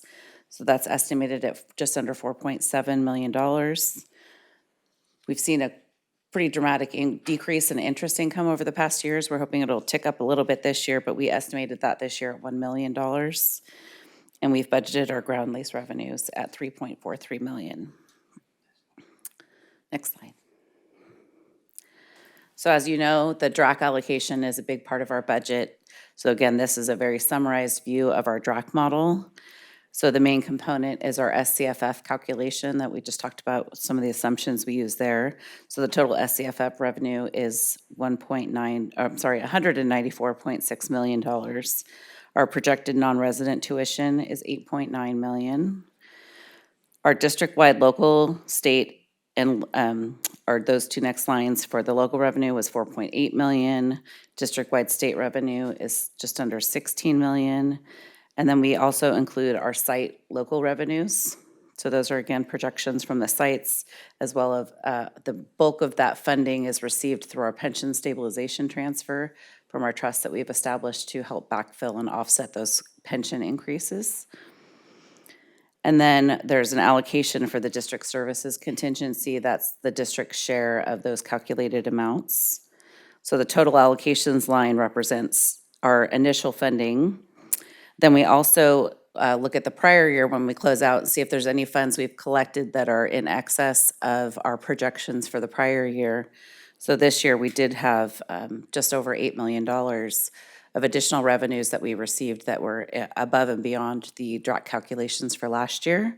And then we also do a cleanup of the contingency. We set aside 20% of our calculations in DRAC to cover any contingencies we may have. So we adjust for that here. So our total sources of funds district-wide was $265 million. We then add in our beginning balances from each of our locations. So those are the ending balances from the 2021-22 fiscal year for our total available funds to be spent this year. And that you can see as a line item in our budget that ties to the actual budget book, pages 33 of the adopted budget book. So in total, we had available for us through the DRAC allocation as a district, $309 million. Next slide. So to cover our, sorry. Oh, now you're stuck. Oh, there we go. So for our expenditure assumptions, we have budgeted salaries, including all of our new full-time faculty positions, movement on the salary schedules for all of our existing staff, and have estimated some potential negotiated salary increases. We have our PERS rate of 25.37% and our STIRS rate at 19.1%. Currently, the 19.1 is the statutory max for STIRS. PERS does continue to go up each year, unfortunately. We included an adjustment to our health and welfare benefits of 5.25% based on our actual rates that came in through our benefit committee. Our unemployment insurance is budgeted at 0.5%, which is the same as 2021-22. We had a slight decrease in our workers' compensation percentages. We were just 0.01% higher last year. And we had a slight increase in our property and liability insurance and have budgeted 1.4 million. Next slide. So our reserves are a very key component of our budget, as we all know. So our reserve for economic uncertainties is just over 25.2 million, and that's made up of the 7.5% requirement that we have as a district of just over 16.8 million. And due to the election to participate in the emergency condition allowance, there are some additional reserve requirements that we should meet statutorily 2% of our ongoing expenditures, our operating expenditures. So I know that we're in the process of updating our board policy 6200. So many of you have probably already seen those recommendations, but we set aside an additional 3.5% of all of our location ending balances. So that's for each of the colleges as well as district services in order to make sure that that total designated for economic uncertainty meets that 2-month guideline. We always reserve for our basic aid 20% for our property tax contingency. And we also have a slight balance there of unspent funds from the prior year of just under $580,000. So a total reserve for basic aid is just under $17.7 million. Next slide. Again, the very summary overview of our adopted budget. As I mentioned earlier, for the unrestricted general fund, our ending balance for 21-22, which is our beginning balance for 22-23, is just over $99 million. We're anticipating revenues in the, this is unrestricted operating budget of $336.7 million. Anticipated expenditures of $355 million, which leads to an indication we're deficit spending, but our ending balance is projected to be just under $81 million. The district as a whole, keeping in mind we budget a lot of our expenditures, specifically in capital outlay fund, to be fully expended, even though we know there might be ongoing projects. So the numbers seem very daunting when you look at the total expenditures of just over $1 billion as a district. But that is if we were to spend all of the funds in that, and specifically that cap outlay fund. So as a district, our ending fund balance is projected to be $222 million. Next slide. And now I'm going to turn it over IVC. David. Sorry. Good evening. I have a couple of slides with the Irvine Valley College's specific developments for the last year, as well as the upcoming year. This slide shows the resident full-time equivalent students since 2018-2019 through 2022-23. As you can see, in the first 2 years, the two bar charts are pretty close. Slight decline in 1920, and 2021 is the first year, full year of the pandemic, and you see that there was only a small decline there, about 1%. In 21-22, which was the year we just finished, there was a more significant decline there, about 10% decrease compared to their year before. And for planning purposes in 22-23, we are assuming flat FTEs. The dashed line is the ECA, as Connie mentioned. That is the ECA, essentially pre-pandemic FTEs level. So just for comparison purposes, that is the level of 19-20 compared to the 21-22 and 22-23 planning years.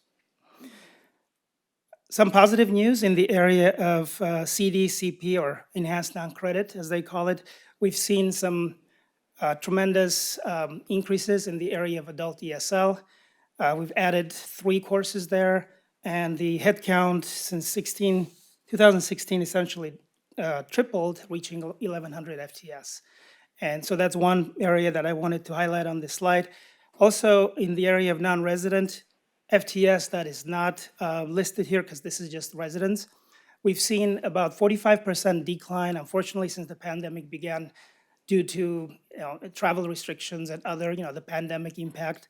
And in the spring of 2022, this spring we just finished, there was essentially almost like a plateauing of the decline, and that trend seems to continue this semester. and new applications are up. So there is some hope there that that program will restore. Next slide, please. On this slide, I'll highlight some of the 21-22 as well as 22-23 developments. We had quite significant salary savings last year due to resignations, retirements, and just enrollments being lower than projected. We had about 20 plus resignations, retirements, folks who left the college. That was quite significant number and unusual. In the area of non-resident tuition, our revenues were lower than projected because of the decline in the international student and non-resident FTS in general. Utility costs, there was an interesting development there. It almost doubled compared to the 2021. And as you remember, 2021 was that year where we were almost completely remote. And 21-22, the year we just finished, students, faculty, and staff started to come back gradually, and that the offset of that and the impact of that is utility costs. Essentially, we went back to the pre-pandemic level, which is good news. In 22-23, Connie mentioned SCFF rates going up. That is actually quite welcoming news, not only for IVC and Saddleback, but also pretty much all of the districts in the state. I think there's only one district left that is in hold harmless status. The rest of them, due to the increase, are out of hold harmless. Small college, Irvine Valley College, is considered now officially, I guess, small college because our FTS has been, resident FTS has been below the 10,000 FTS threshold. There was some protections in place, but the state made that adjustment and we're following the state model. And of course, we welcome our 9 new faculty this semester. That is indeed a highlight of the budget year.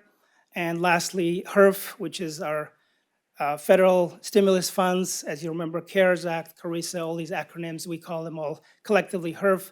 We have about $3.9 million in federal stimulus funds that were extended through June of 2023. So we'll be focusing on student re-engagement and other activities utilizing those funds. Next slide, please.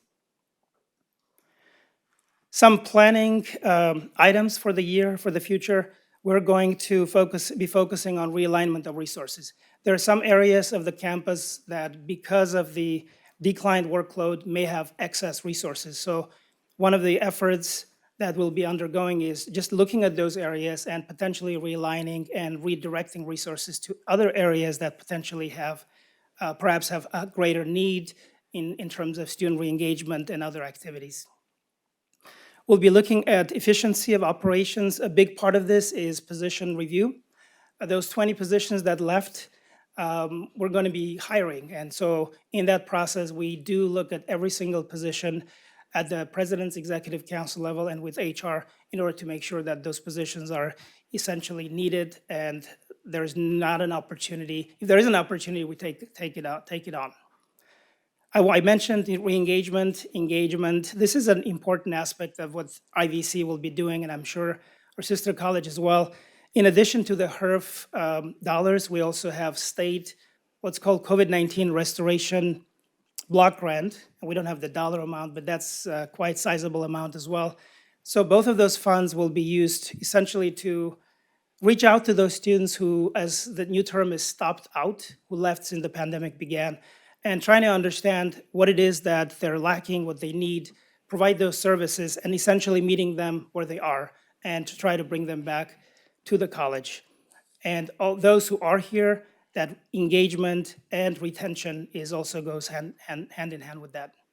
I'm gonna jump to the last bullet here, and that is, this is truly equity work. The pandemic had a disproportionate impact on students with disadvantaged backgrounds and also students of color. So our re-engagement efforts, which is truly a campus-wide effort, it's part of being a caring campus. That is something that IVC shares, and all of us on the IVC side do care deeply. So we'll be focusing on that. Last but not least, I want to mention investments and innovation. That is going to be an opportunity for us using some of those one-time carryover funds in order to invest in areas where we may have a strategic impact or perhaps innovate, have cost savings ideas as well as revenue generation ideas. And with that, I will turn it over to Corey. Good evening. The advantage of going last is I can say ditto and not repeat everything, but I will tailor it to our college, but we are overlapping and doing a lot of the same strategies and having the same types of issues. But just to summarize, since 2019, as you know, Saddleback has been really focused on aligning our budget around the new funding model and our strategic goals. So that theme has guided us through this whole process. Every year thereafter, we've had ups and downs of pandemics, and certainly as we look at this budget, an abundance of resources. So the key is, how do you maintain that alignment of ongoing resources with ongoing revenue, and how much of what we're receiving this year is truly going to be ongoing. So I'll cover that a little bit as we go. So the first slide, as my colleague indicated, indicates the ECA year was 2019-20, which was a pretty good year for Saddleback College. You'll see the declines in the last couple of years. When you quantify that amount, there's about $5.5 million difference in our revenue if we were reporting actuals versus what we're reporting using the 2019-20 FTS numbers. And when you carry that out another year, we drop another good year off, 2020-21, and we're looking at about $8 million difference in our revenue. So the ECA certainly has given us protection and some revenue that we wouldn't otherwise have, but certainly looking at that as it phases out over the next 3 years is something that we have to be mindful of. Next slide. So here's just a recap of 21-22. We ended the year with a $2 million surplus. Slight difference in revenue to budget due primarily to facility use revenue. As you know, there's a contract on the board that we're extending for a parking lot lease. We've increased rentals at the stadium, so those two things have increased our revenue on facility use a little bit. There was some other offsetting revenue, but revenue didn't change much from what was budgeted. Where we saw, same with our sister colleges, significant savings in salaries, COVID-related savings, using COVID funding for that. The ECA and our SCFF outcomes has reduced our hold harmless, which put us in position to generate some revenue above that amount in this coming year. So the 22-23 budget, $20.8 million increase in revenue, which is huge, significant, great opportunity for investment. When you break that down, the question is, okay, is that ongoing, which it would look like on paper, but with the ECA phasing out over the next 3 years and accounting for the cost increases that are embedded in some of those numbers, it's a moderate increase, but certainly puts us on a much more solid foundation going forward. Again, so in this budget, we've embedded investments in new positions, equipment, technology, things like that came through our resource allocation process. So being very intentional about that. And the budget shows a $2.1 million surplus, but within there, we have a $6 million transfer to capital outlay, leveraging the one-time resources that we're receiving this year that we'll never be able to ramp up fully to fully spend those dollars. Next slide. So I won't repeat everything that my colleague indicated in terms of strategies. The state is pushing strategies and funding strategies, so we're all doing a lot of that. I'll end with our focus that's sustained us and drives us when we do our budget allocations is, how do we maintain long-term fiscal stability, make sure that we align ongoing appropriations with ongoing resources, and then how do we focus our resources with intentionality on achieving our strategic goals. So hyper-vigilant focus, and we've embedded in our resource allocation process. It drives all our decisions as we review positions as they come up. That's the question. What's the benefit to students? We've done a lot of reallocation of resources from administrative functions to more direct student support. So being very intentional about how we utilize the resources that we have. Turn it over to Connie. Now I get to wrap it up. So next slide, thank you. So looking ahead, as we've we've talked about a lot already on the emergency conditions allowance. We will submit the application to the Chancellor's office, I believe, in September. And also, along with that comes some revisions required in our board policy, as I mentioned earlier, that will be going through our B-Park process. We're going to continue to monitor the state economy and property tax trends and assess those impacts on SOCCCD. I just saw an article come through earlier this evening that the economy was actually, they said it was looking good, I think was the words they used. And so I'm hopeful that with inflation starting to slow down a little bit, that we will continue to see positive prospects in the economy as a whole. We're continuing our ATEP efforts with some prospective tenants that I know you have all seen and had taken action on in the recent months. We're continuing to monitor the impacts of the pandemic, although we always seem to feel like we're coming out of it. There is long-term impacts that will face us for many years to come. And of course, we're monitoring our FTES trend with school just starting. I know everyone's really actively watching what our enrollment looks like as the year begins. So with that, we're here for your questions. We need to have a motion and a second for extending the board meeting beyond 9 o'clock. So, okay, when do you would like to extend it? Do that 9:30, okay. Trustee Inman, second by Trustee Whitwell. Do we need to call the roll on this? Okay, Madam Secretary, please call the roll. Trustee Inman. Aye. Trustee Jay. Aye. Trustee Jamal. Aye. Trustee Milchiker. Aye. Trustee Prendergast. Aye. Trustee Whitwright. Aye. Student Trustee Abelos. Aye. Okay, thank you. Are there any questions? I mean, it was certainly an in-depth, excellent presentation. I don't see any questions. Well, Yes, Trustee, yes, are you there? I'm here. I'm sure no Okay. one's shedding a tear. It's midnight here. It feels like midnight here. It is Sorry. coming up midnight here. But I guess my top line question, I know we're tired, it's late, is, it seems like, I guess I want to know, what do we see as the potential threats to our budget? I guess what I've seen is, even during the pandemic, budget revenues seem to have increased for our district. And really, I mean, without any pain inflicted at all. I don't think we made any cuts. I don't think there were any layoffs. I don't think there were any reductions anywhere. So I guess is our path smooth and clean, irrespective of what's happening?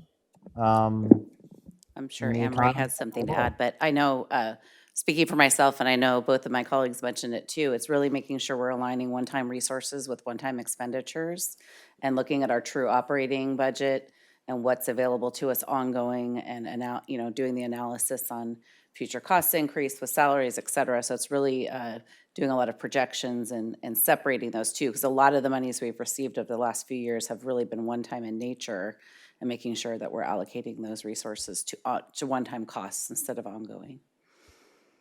I don't know if anyone else has anything So, to add to that. Trustee But- Jamal, I think some of the threats to the That really budget. answered my question directly. So go ahead, Anne Marie. Right. So, you mentioned that our revenues didn't really decrease during the pandemic, and that was primarily because we received $65 million from the federal government in HERF money that we used to partially backfill the loss in enrollment fees and all the other fees that we lost, and help supplement that. So I think that was a huge reason we didn't see a major decline during the pandemic. Really, the biggest threat to our budget is if we have, another major recession that hits our property tax base. That'll be, that's the primary driver for our budget, our local property taxes. So if we have, any changes to the way the property taxes are administered, if there's any changes to how the state treats or deals with basic aid districts, that could be a threat to the budget. Let's hope that they don't do anything like that, but that is definitely one of the threats that we would have moving forward. Okay. All right, thank you. Okay, thank you. No other comments? Okay, thank you. So, excellent presentation. We appreciate all your hard work. Thank you. We're moving to item 5.3. No, you need to vote on 5.2 Thank you. first. Okay, thank you. Okay, do we have motions? Yes, we We have a do. motion and a second that we did earlier, so now can you please call the roll? We did. We do that. Trustee Inman. Aye. Trustee Jay. Aye. Trustee Jamal. Aye. Trustee Milchiker. Aye. Trustee Prendergast. Aye. Trustee Whit Rydell. Aye. Student Trustee Avalos. Aye. Okay, thank you. Right now, we're now at board item 5.3, regarding a public hearing on the initial proposal on the mutually agreed reopener for Article 8, pay and allowances by the district and the SOCCCD California School Employees Association. Before we hold the public hearing, Vice Chancellor Cindy Viscachill will provide an introduction. Thank you, President Milchiker. The board will conduct a public hearing to provide an opportunity for the public to comment on the mutually agreed reopener between the district and the California School Employees Association. If the board has any questions throughout this public hearing process, I am here to assist. Does the board have any questions for staff to assist with their understanding of this matter? No? Okay, board item 5.3, the public hearing on the matter at hand is now open. Public comments are not to exceed 2 minutes. I guess there's no member of the public that's, wants to comment. The public hearing is now closed. Is there any further discussion of this matter by the Board of Trustees? Okay, item 5.3 is concluded. We will now move to item 5.4, adoption of initial proposal on the mutually agreed reopener for Article 8, pay and allowances by the district and the SOCCCD California School Employees Association. Now I call for a motion and a second. So moved. Okay, Trustee Prendergast makes the motion and Trustee Jay seconds it. And we now can have a roll call vote. Trustee Inman. Aye. Trustee Jay. Aye. Trustee Jamal. Aye. Trustee Milchiker. Aye. Trustee Prendergast. Aye. Trustee Whit Rydell. Aye. Student Trustee Avalos. Aye. Okay, now we're at item 5.5, regarding a public hearing on the initial proposal on the mutually agreed reopener for Article 6, pay and allowances by the district and the SOCCCD Police Officers Association. Before we hold the public hearing, Vice Chancellor Cindy Viscachill will provide an introduction. Thank you. The board will now conduct a public hearing to provide an opportunity for the public to comment on the mutually agreed reopener between the district and the Police Officers Association. If the board has any questions throughout this public hearing process, I'm here to assist. And does the board have any questions? Board item 5.5, the public hearing on the matter at hand is now open. Public comments are not to exceed 2 minutes. Are there any public comments? No. The public hearing is now closed. Is there any further discussion on this matter by the Board of Trustees? Okay, item 5.5 is concluded.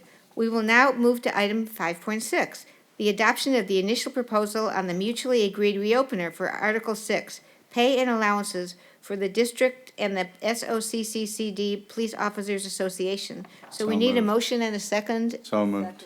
Okay, Trustee Pendergast makes the motion and Trustee Whitwardell seconds it, and we can now have a roll call vote. Trustee Inman. Aye. Trustee Jay. Aye. Trustee Jamal.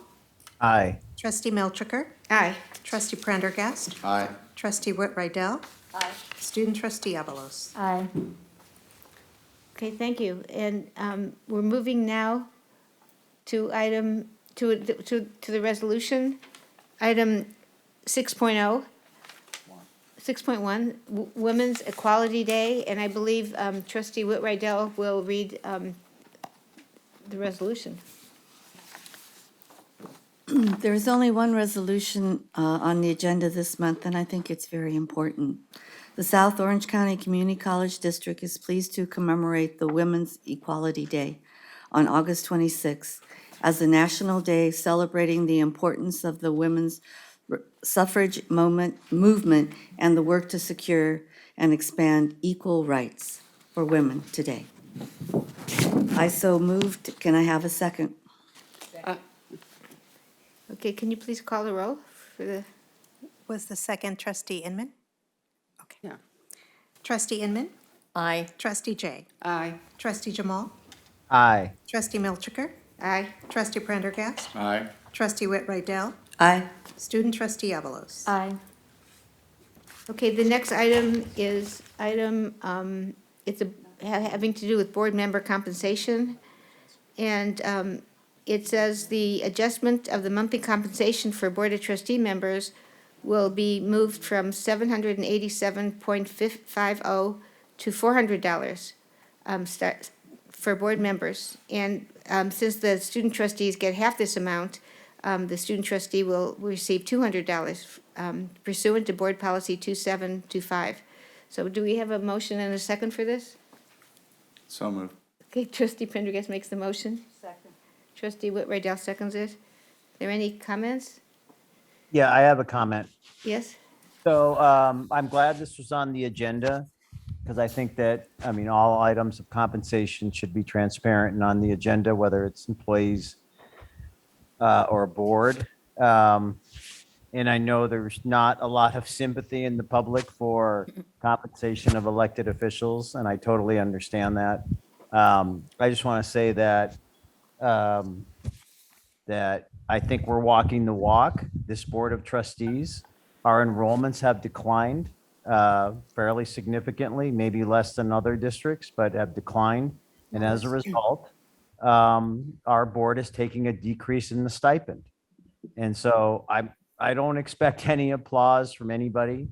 I don't expect the community to laud us for taking this effort. The only thing I want to say is that the stipend amount, comparatively speaking, I guess modest, it's still a stipend.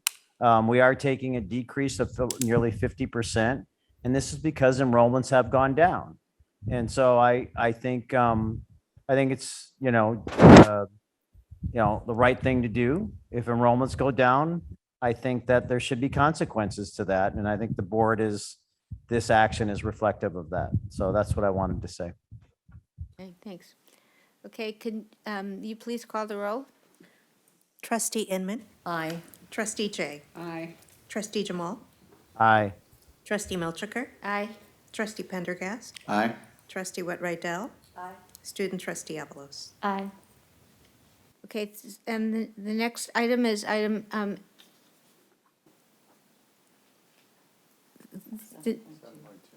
what, the next item is 7.2, which is trustees' request for attending conferences. Do we have a motion and a second? So moved. Trustee Jay makes the motion, and trustee Trustee Inman seconds. I think it's getting late. Trustee Inman seconds it, okay? So can you please call the roll? Trustee Inman? Aye. Trustee Jay? Aye. Trustee Jamal? Aye. Trustee Milchiker? Aye. Trustee Prendergast? Aye. Trustee Whit-Rydell? Aye. Student trustee Avalos? Aye. Okay, thank you.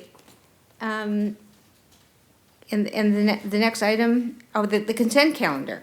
So that's item number 9.0. Are there any? No. Yeah, we skipped the housing. We moved the housing up to the front. That was throwing me off a little bit too, because it's still there. So are there any items that the board members wish to remove from the consent calendar?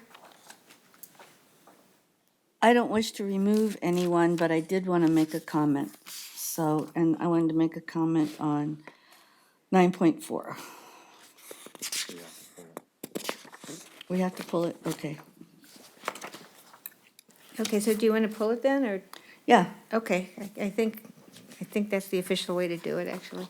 I move the balance of the consent calendar. Okay, is there a second for that? Second it. Okay, can you please call the roll, Madam Secretary? Trustee Inman? Aye. Trustee Jay? Aye. Trustee Jamal? Aye. Trustee Milchiker? Aye. Trustee Prendergast? Aye. Trustee Whit-Rydell? Aye. Student trustee Avalos? Aye. Okay, trustee Whit-Rydell, what did you want to say about 9.4? Yes, my first comment is, I reviewed these curriculums or curricula. I really was impressed with all of them. but I especially like the one on the Real Estate Escrow Association in Science. I think I'd like to see more of this in our catalog for the description. I really like that they said potential careers that could be obtained with this degree include. And whenever it's possible, I think that would be nice if we added that to our curriculum description. I found it, if I was looking for a course, I know exactly what I want to pick because I know I have those options. And then the other one, gotta find it here. It had to do with the Cyber Operations Certificate Achievement. I always look at the prerequisites of the courses, and I noticed that they added two of them, which happened to be Introduction to Computer Science.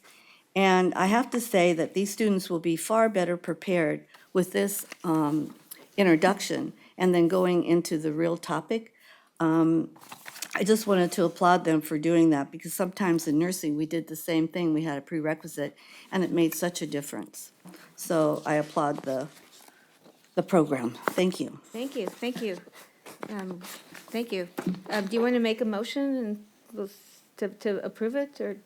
I'd like to make the motion that we so approve the 9.4 that we discussed. Thank you. Is there a second? Second. Second, Trustee Inman. And Madam Secretary, can you call the roll, please? Thank you. Trustee Inman. Aye. Trustee Jay. Aye. Trustee Jamal. Aye. Trustee Milchiker. Aye. Trustee Prendergast. Aye. Trustee Whitwright-Dell. Aye. Student Trustee Avalos. Aye. Okay, so now we move to the business services section, which is item 10.1, Saddleback and IVC. This is actually I think the biology prep room improvement project change order. So is there a motion and a second? So moved. Trustee Jay makes the motion, and is there a second? Nobody wants a second? I taught biology, I'll make a second. Okay, Trustee Inman makes a second. And Madam Secretary, can you call the roll? Trustee Inman. Aye. Trustee Jay. Aye. Trustee Jamal. Aye. Trustee Milchiker. Aye. Trustee Prendergast. Aye. Trustee Whitwright-Dell. Aye. Student Trustee Avalos. Aye. And the next item is 10.2, the District Local Hazard Mitigation Plan. Is there a motion and a second? Trustee Inman makes the motion, and second. Trustee Jay seconds it. Are there any comments? No? Okay, so Madam Secretary, can you call the roll, please? Trustee Inman. Aye. Trustee Jay. Aye. Trustee Jamal. Aye. Trustee Milchiker. Aye. Trustee Prendergast. Aye. Trustee Whitwright-Dell. Aye. Student Trustee Avalos. Aye. Okay, thank you. Next item, 10.3, is ATEP Access and Option Agreement for Advantech Corporation. They requested more land, and we're granting them that, and very excited to be working with them. So do we have a motion and a second? So moved. Trustee Jay makes the motion. Second. Trustee Inman seconds it. Madam Secretary, we discussed this a bit in closed session, actually. Madam Secretary, can you call the roll? Trustee Inman. Aye. Trustee Jay. Aye. Trustee Jamal. Aye. Trustee Milchiker. Aye. Trustee Prendergast. Aye. Trustee Whitwright-Dell. Aye. Student Trustee Avalos. Aye. Okay, and the next item is 10.4, the Irvine Valley College Fine Arts Building Project. It's a geotechnical investigation and material testing and special inspection services. Do I have a motion and a second? Trustee Inman makes the motion. Second. Trustee Jay, did you second it? Aye. No. Oh, Trustee Prendergast seconded, thank you. Okay, any comments? Madam Secretary, can you please call the roll? Trustee Inman. Aye. Trustee Jay. Aye. Trustee Jamal. Aye. Trustee Milchiker. Aye. Trustee Prendergast. Aye. Trustee Whitwright-Dell. Aye. Student Trustee Avalos. Aye. Okay, so the next we're going to Human Resources, and it's Academic Employee and Classified Administration Manager, Personnel Actions Ratifications. So Vice Chancellor Viscachill, are there any changes? No change, but I have two readouts because we have two contracts you'll be approving tonight. So let me Okay. just quickly read that. The first position is an interim dean of liberal arts. The employee employed is Dr. Jack Beckham. The contract dates August 1st, 2022 through June 30, 2023. Range 22, step 4, annual salary 194,016. The second position is interim assistant dean, health sciences and human services. The employee name is Dr. Ann Lawson. Contract dates July 1st, 2022 through June 30, 2023. Range 20, step 4, annual salary 174,794. Thank you. Yeah, thank you. And there are just a few things I have to mention. There were 8 new professors that are being hired on this agenda, and also 2 retirements of longstanding employees. Linnell Peebles is retiring after 18 years, and Gary Rybelt, who Professor Melanie Herrera mentioned. He's been a speech and forensic instructor, and I just have to mention, I went on his debate team trip to China. And I just want everybody to know I paid full price for this. I did not have, no district funds are ever been paid for me going on any of these trips. So, and I roomed with one of the 5 women professors who attended, and I have to say, and I even adjudicated one of the debates between our students and the Chinese students. And what they did is every team had a Chinese student and an American student to make sure that no group would lose face. And these Chinese students were debating in English. And I'd say that was like the best trip I've ever been on in my life. It was wonderful. So anyway, now we can vote on it, okay? Thank you. So, Madam Secretary, can you call the, We need a. is there a motion and a second? I so move. Trustee Inman makes a motion and trustee Jay seconds it. I roomed with one of the women professors, and it was great. It was wonderful. So, Madam Secretary, can you call the roll? Trustee Inman. Wait, Aye. hold. I just have. Point of order. Yes, I just have a question, and I wanted to ask Vice Chancellor Viscacho. When we have assignments, as faculty, we take on other assignments. We ask to be taken coordinator or chair or whatever that is. Do we ever, I think it's unfair to ask somebody to take 6 positions besides doing their full-time position, or 5 positions. For the most I ever took was 3, and that was for 1 semester and otherwise 2. But when I looked at all of these, I just thought, that's hard on someone. So there are limits in the contract, for example, on how much overload a faculty can be assigned. There is no limits that I'm aware of related to stipends that faculty can receive for additional work. There is outlined in one of our policies additional chair responsibility, I'm sorry, in the contract, additional chair responsibilities that are not outlined as being paid for chair duties, so there are additional ancillary duties. A lot of them come from the CTE areas where they have additional responsibilities, but there is no limit that I'm aware of related to stipends that faculty members can receive for additional work that they're doing, performing. I just thought that was hard on the faculty. We would expect that a faculty member would never accept an assignment if they feel that they cannot contribute 100%, and our faculty do amazing work. So I do think that we have oversight of the individuals that we've given stipends to, that the stipend isn't paid until the work is performed. Okay, thank you. Thank you. Okay, so Madam Secretary, can you call the roll, please? Trustee Inman. Trustee Jay. Aye. Trustee Jamal. Aye. Trustee Melchiker. Aye. Trustee Prendergast. Aye. Trustee Whit-Rydell.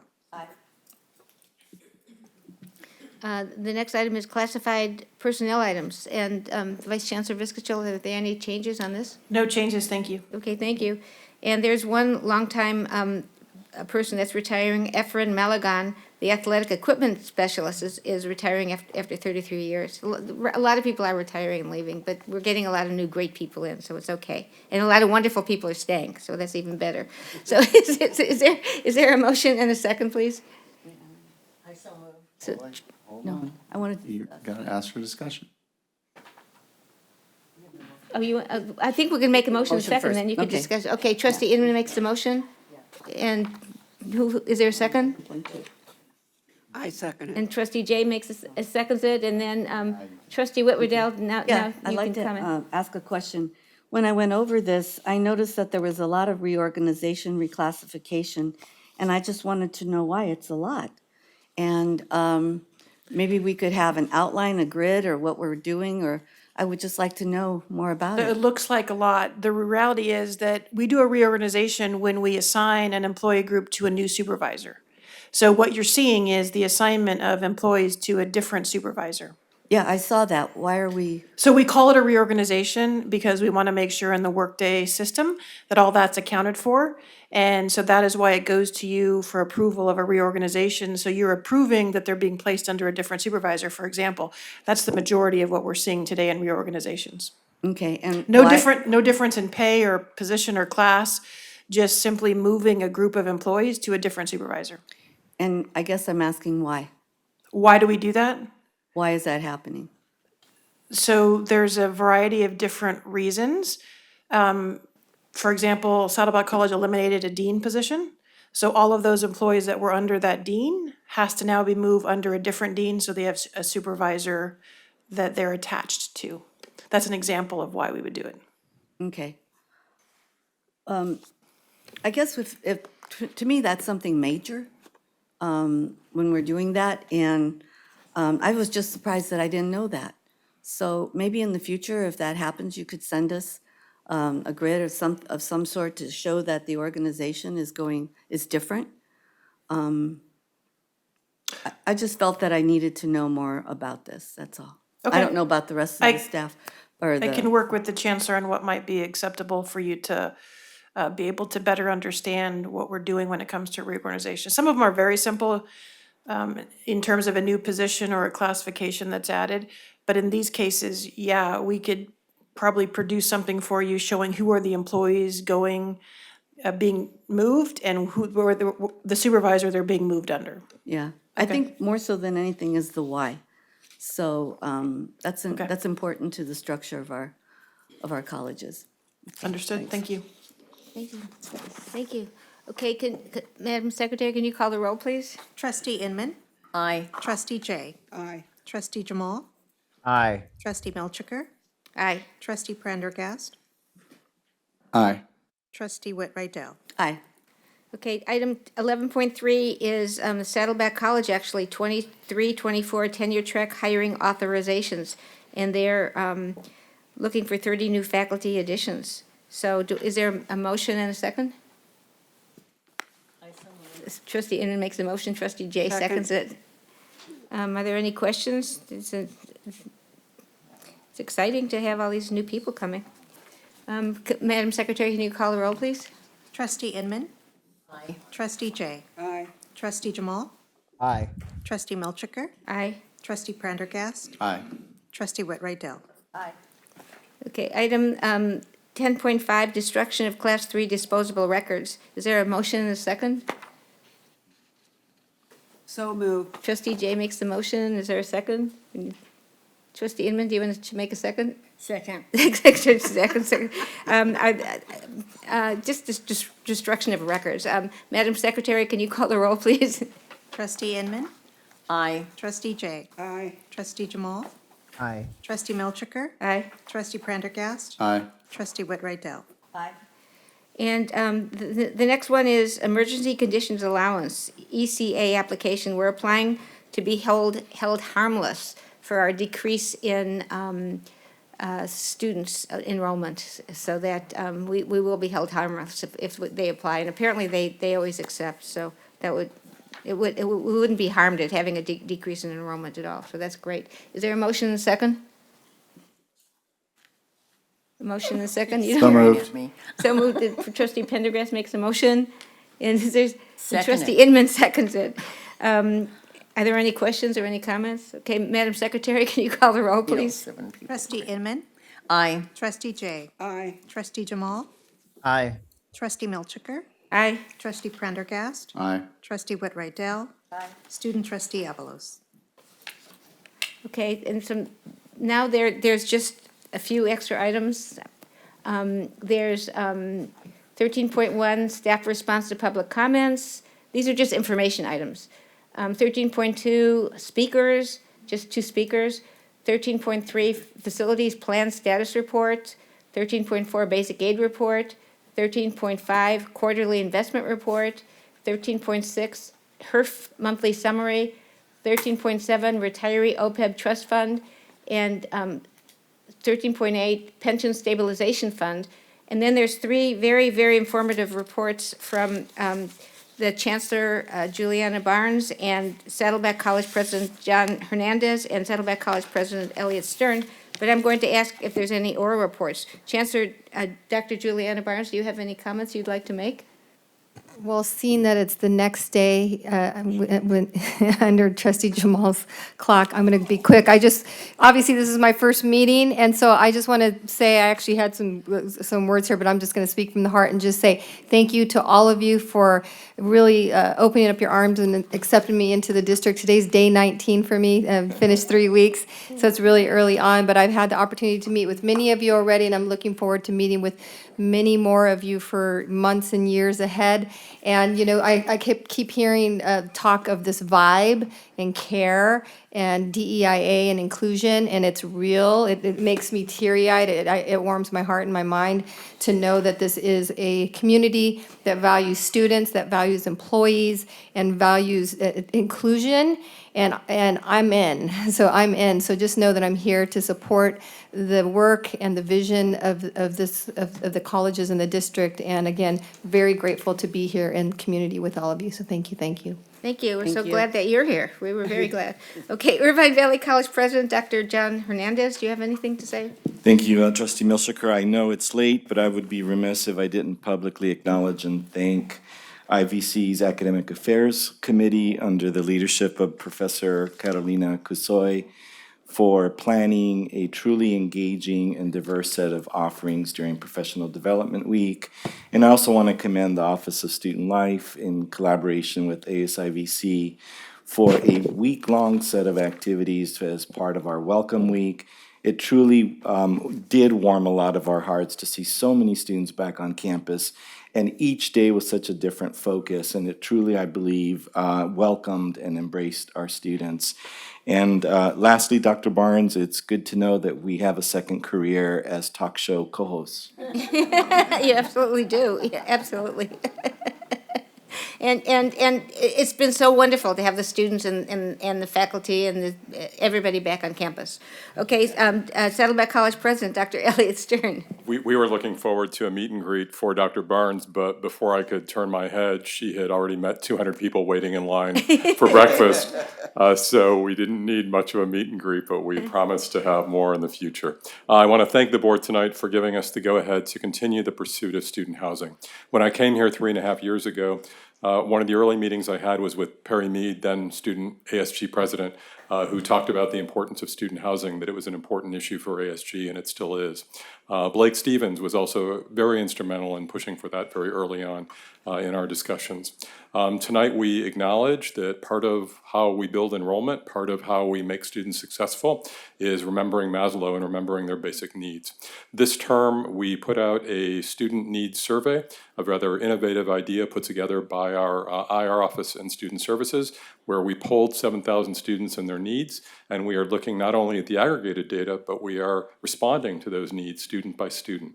In the first batch that came in, about 1,400 students of the 7,000, a very good response rate, over 60% of the students indicated that they had concerns over meeting their basic needs. I'm talking about food, I'm talking about shelter. That constitutes over 1,000 students.